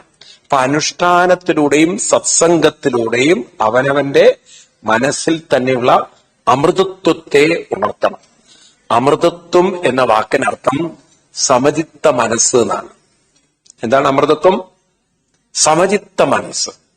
ഈ സമചിത്ത ഒരു മനസ്സ് നമുക്ക് അനുഷ്ഠാനത്തിലൂടെയും സത്സംഗത്തിലൂടെയും നേടിയെടുക്കാൻ സാധിക്കുമെന്ന് ഓർമ്മിപ്പിക്കുന്ന കഥയാണ് പാലാഴി മഥനം. മനസ്സിലായില്ലേ? അപ്പൊ ഈ പാമ്പ് എന്തിന്റെ പ്രതീകാണ്? പ്രാണന്റെ പ്രതീകമാണ്. മന്ധരം എന്നത് നാമത്തിന്റെ പ്രതീകമാണ്. അസുരന്മാരെന്ന് പറയുന്നത് നമ്മളിലെ ആസുരിക ചിന്തകളാണ്. ദേവന്മാരെന്ന് പറയുന്നത് നമ്മളുടെ ഉള്ളിലുള്ള ദൈവീക ചിന്തകൾ. അപ്പൊ ഈ അസുരന്മാരും ദേവന്മാരും ഇപ്പൊ എവിടെയുണ്ട്? നമ്മുടെ ഉള്ളിൽ തന്നെയുണ്ട്. ഗീതയിൽ 16-ാം അധ്യായത്തിൽ അതാ പറഞ്ഞിരുന്നത്. 16-ാം അധ്യായത്തിൽ 4-ാം ശ്ലോകത്തിൽ പറയും, ദംഭോദർപ്പോഭിമാനസ്യ ക്രോധം പാരുഷ്യമേവ ച അജ്ഞാനം ചാഭിജാത്യം ച പാർത്ഥസമ്പദ ആസുരീം. അപ്പൊ ഒരാളുടെ ദമ്പം, ദർപ്പം, അതായത് എടുത്തുചാട്ടം, ദേഷ്യം, ഇതൊക്കെ ഒരാളിലെ ഏതാണ്? ആസുരിക ഭാവങ്ങളാണ്. അപ്പൊ നമ്മുടെ ഉള്ളിൽ തന്നെയുള്ള അലസത, അതുപോലെ തന്നെ നമ്മുടെ ഉള്ളിലുള്ള ദേഷ്യം, ധാർഷ്ട്യം, ചീത്ത പറയാനുള്ള പ്രവണത, മറ്റുള്ളവരെ ചൊറിയാനുള്ള പ്രവണത, കൈകൊണ്ടല്ല വാക്കുകൊണ്ടൊക്കെ ചൊറിയാനുള്ള പ്രവണത, എപ്പോഴും കുറ്റപ്പെടുത്തുന്ന പ്രവണത, ഇതൊക്കെ ഉണ്ടെങ്കിൽ ആരാണ് നമ്മള്? ആ പേരിന്റെ പുറകിൽ എന്ത് ചേർക്കണം? മാധവൻ അസുരന്, ആസുരിക ശക്തിയാണ്. എന്നാൽ ആരുടെ ഉള്ളിലാണോ ഒരു നന്മ ചെയ്യാനുള്ള അനുഷ്ഠാനമുണ്ട്, നന്മ ചെയ്യാനുള്ള മനസ്സുണ്ടെങ്കിൽ ആരാണവര്? മനോബലക്കൊണ്ടെങ്കിൽ ആരാണവര്? ദൈവീകമായ ഗുണമുള്ളവർ. ദൈവീ സമ്പത്ത് വിമോക്ഷായ നിബന്ധായ ആസുരീയ. ദൈവീ സമ്പത്ത് എന്ത് ചെയ്യും? നമ്മളെ ഉയർത്തും. അപ്പൊ ആ ദൈവിക സമ്പത്ത് ഇപ്പൊ നമ്മളെ സംബന്ധിച്ച് എന്താണ്? ക്ഷീണിച്ചിരിക്കുകയാണ്. അപ്പൊ ആ ക്ഷീണിച്ചു കിടക്കുന്ന ദൈവിക സമ്പത്തിനെ നാമജപ അനുഷ്ഠാനത്തിലൂടെ ഉണർത്തി ഉയർത്തി അമൃതത്വത്തിലേക്ക് അതിനെ എത്തിക്കലാണ് നമ്മുടെ ജീവിതം. എന്താ ഈ കഥയിൽ പറഞ്ഞു തരുന്നത്? ആരും ഇവിടെ മോശക്കാരല്ല എന്നർത്ഥം. എല്ലാവരിലും നന്മയുണ്ട്, ശക്തിയുണ്ട്. പക്ഷെ ആസുരികമായ ശക്തി കൂടുമ്പോൾ ദൈവീകമായ ശക്തി കുറയുന്നു. ഈ പ്രപഞ്ചത്തിന്റെ ഒരു സത്യം എന്താന്ന് വെച്ചാൽ, സയൻസ് എന്താന്ന് വെച്ചാൽ, നോബഡി ഈസ് യൂസ്ലെസ് എന്നാണ്. ആരും കൊള്ളരുതാത്തവരല്ല. And everywhere you can see the positive and negative energy. But when the negative energy so prominent, so dominating, ഈ പോസിറ്റീവ് എനർജി വളരെ, നേരത്തെ നമ്മൾ കണ്ടില്ലേ, ഇരുട്ടും വെളിച്ചവും, it will be very diminished ആയിരിക്കും. ഏത്? ഒന്ന് ഡോമിനേറ്റ് ചെയ്താൽ മറ്റൊന്ന് ഡിം ആയിരിക്കും. അപ്പൊ എല്ലാവരിലും സ്ട്രെങ്ത് ഉണ്ട്, എല്ലാവരിലും എല്ലാ പോസിറ്റീവ് ഗുണങ്ങളും ഉണ്ട്. പക്ഷെ പലരിലും അത് വളരെ താഴെ കിടക്കുക, ലോ ലെവലിൽ കിടക്കുക. കാരണം എന്താണ്? ലോ ലെവലിൽ കിടക്കാൻ കാരണം എന്താണ്? മറ്റു ചിന്തകളുടെ ആ ഒരു ഇൻഫ്ലുവൻസ് വളരെ കൂടുതലാണ്. എന്ന് വെച്ചിട്ട് അവരുടെ വാല്യൂസ് ഇല്ലാതെ ആവുന്നില്ല. ഇപ്പൊ രത്നാകരന്റെ ഉള്ളിൽ ഒരുപാട് നെഗറ്റീവാണ്, പക്ഷെ ഈവൻ ദെൻ അയാളുടെ ഉള്ളിൽ എല്ലാ പോസിറ്റീവ് ക്വാളിറ്റി ഉണ്ടായിരുന്നു. പിന്നെ അനുഷ്ഠാനത്തിലൂടെ കടന്നുപോയി ഈ വെളിച്ചത്തിന്റെ പവർ കൂടിയപ്പോൾ ഉള്ളിലുള്ള ആസുരിക ശക്തിയുടെ പവർ കുറഞ്ഞു. ഇപ്പൊ ഇത്രയുള്ള കാര്യം നോക്കൂ. Light and darkness. എന്താണ്? Light and darkness. ഇപ്പൊ ലൈറ്റ് കുറവാണെങ്കിൽ ഡാർക്ക്നെസ് ഓവർ റൈഡ് ചെയ്യും, ഓവർ സ്പീഡ് ചെയ്യും, അല്ലേ? എന്നാൽ അവിടെ നമ്മൾ ലൈറ്റ് കൂട്ടിക്കഴിഞ്ഞാലോ ആ ഇരുട്ട്, ഡാർക്ക്നെസ് ക്രമേണ അവിടുന്ന് കംപ്ലീറ്റ്ലി ഡിസപ്പിയർ ചെയ്യും. ഒന്ന് അപ്പിയർ ചെയ്താൽ ഒന്ന് ഡിസപ്പിയർ ചെയ്യും, ഒന്ന് അപ്പിയർ ചെയ്താൽ മറ്റൊന്ന് ഡിസപ്പിയർ ആവും. ഇതുപോലെ നമ്മുടെ ഉള്ളിൽ ആസുരിക ശക്തി, അതായത് നമ്മുടെ ഉള്ളിലുള്ള ഈ എന്ന് പറയുക, കാമം, ക്രോധം, ലോഭം തുടങ്ങിയിട്ടുള്ള ചിന്തകള്, വളരെ ഡിസ്റ്റർബിംഗ് തോട്ട്സുകളൊക്കെ നമ്മുടെ ഉള്ളിലുണ്ടെങ്കിൽ പോസിറ്റീവ് ശക്തി ചിലപ്പം വളരെ കുറവായിരിക്കും. ഗീതയിലെ 7-ാം അധ്യായത്തില് 25-ാം ശ്ലോകത്തിൽ കൃഷ്ണൻ പറയും, ഞാൻ അർജുന എല്ലാവരുടെ ഉള്ളിലും ഉണ്ട്, എല്ലാവരും ഞാൻ ബ്ലെസ് ചെയ്യുന്നുണ്ട്. ആക്ച്വലി എനിക്ക് ആരോടും ഒരു പാർഷ്യാലിറ്റി ഇല്ല, ഞാൻ എല്ലാവരും ഈക്വലി ബ്ലെസ് ചെയ്യുന്നുണ്ട്. പക്ഷെ അൺഫോർച്ചുനേറ്റ്ലി പലരുടെയും ഉള്ളിൽ എന്റെ ബ്ലെസ്സിങ് കിട്ടുന്നില്ല. കാരണം നാഹം പ്രകാശ സർവസ്യ യോഗമായ സമാവൃത. അതാ പ്രശ്നം. ഈ യോഗമായ കവർ ചെയ്തുകൊണ്ട്, യോഗമായ നിറഞ്ഞു കിടക്കുന്നുണ്ട്, ഇരുട്ട് നിറഞ്ഞു നിൽക്കുന്നുണ്ട്, എന്റെ അനുഗ്രഹം അവർക്ക് അങ്ങോട്ട് കണക്ട് ചെയ്യുന്നില്ല. അപ്പൊ നമ്മുടെ ഉള്ളിൽ ആ ദൈവീകമായ ശക്തി കണക്ട് ആവണമെങ്കിൽ എന്ത് വേണം? ഈ മായയുടെ ഇരുട്ടിനെ നമ്മൾ അനുഷ്ഠാനത്തിലൂടെ ഇല്ലാതാക്കണം. മനസ്സിലായില്ലേ? അപ്പൊ ഈ ഒരു പാലാഴി മഥനം എവിടെ നടക്കണം? അവനവന്റെ ഉള്ളിൽ നടക്കണം. അതുകൊണ്ട് ആരും ഓവർ കോൺഫിഡൻസ് ആയിട്ട് ജീവിക്കരുത്. കോൺഫിഡൻസ് അല്ല നമുക്ക് വേണ്ടത്. നമുക്ക് വേണ്ടത് സ്ട്രെങ്ത് ആണ്. കോൺഫിഡൻസ് എന്ന് പറയുന്നത് നിങ്ങളുടെ ഫൂളിഷ് ഇമാജിനേഷനാണ്. കാരണം ആരോ കൂടെ ഉള്ളത് കൊണ്ട്, ഹെൽത്ത് ഓക്കെ ചെയ്തുകൊണ്ട്, വെൽത്ത് ഉള്ളത് കൊണ്ട് നിങ്ങൾ വിചാരിക്കുകയാണ് ഐ ആം ഓക്കെ എന്നുള്ളത്.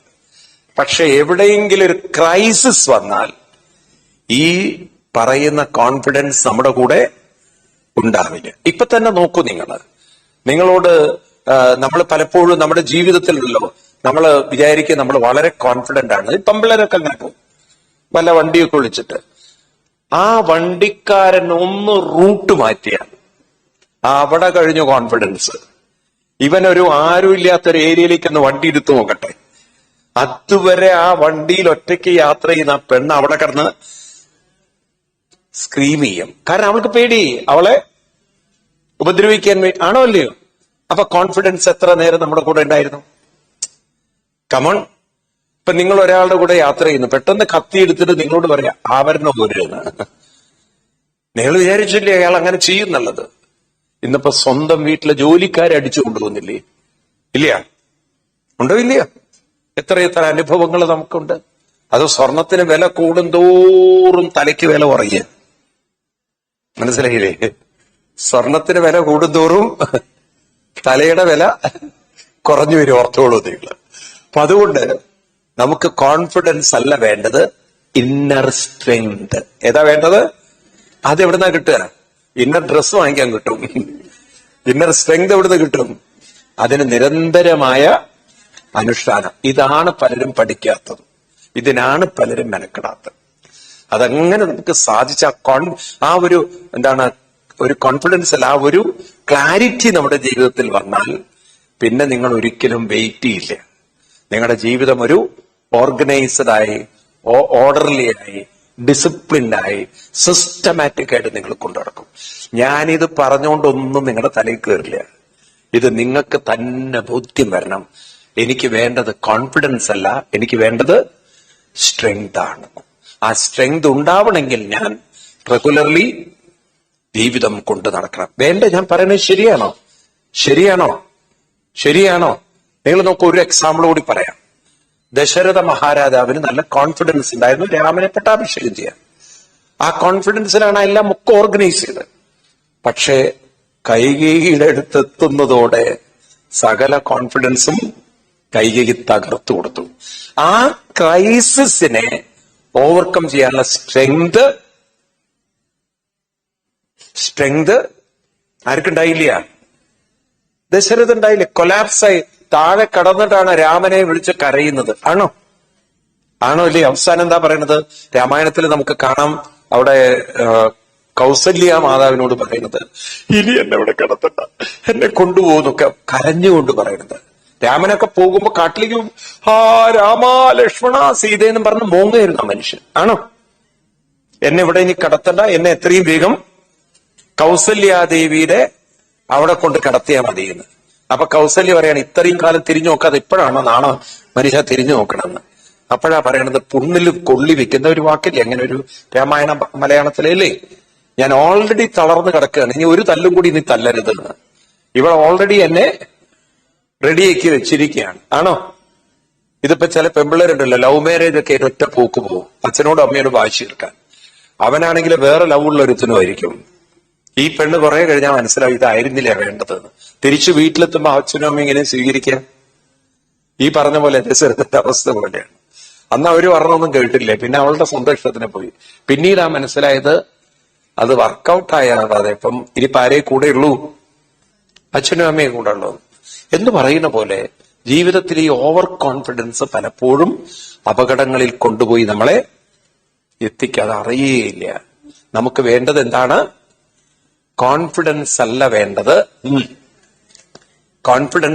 വേണ്ടത്, ഇന്നർ സ്ട്രെങ്ത്, മനോബലം, ആത്മബലം എന്നാ പറയാ. എന്താണ് ആത്മബലം? എന്താണ് കോൺഫിഡൻസും ആത്മബലം തമ്മിലുള്ള വ്യത്യാസം? Confidence is created by ego and strength is created by practice. Your അനുഷ്ഠാനമാണ്. അത് നിങ്ങളുടെ അനുഷ്ഠാനത്തിൽ നിന്നേ കിട്ടുള്ളൂ. ആ ക്ലാരിറ്റി നമ്മുടെ ജീവിതത്തിൽ ഉണ്ടാവണം.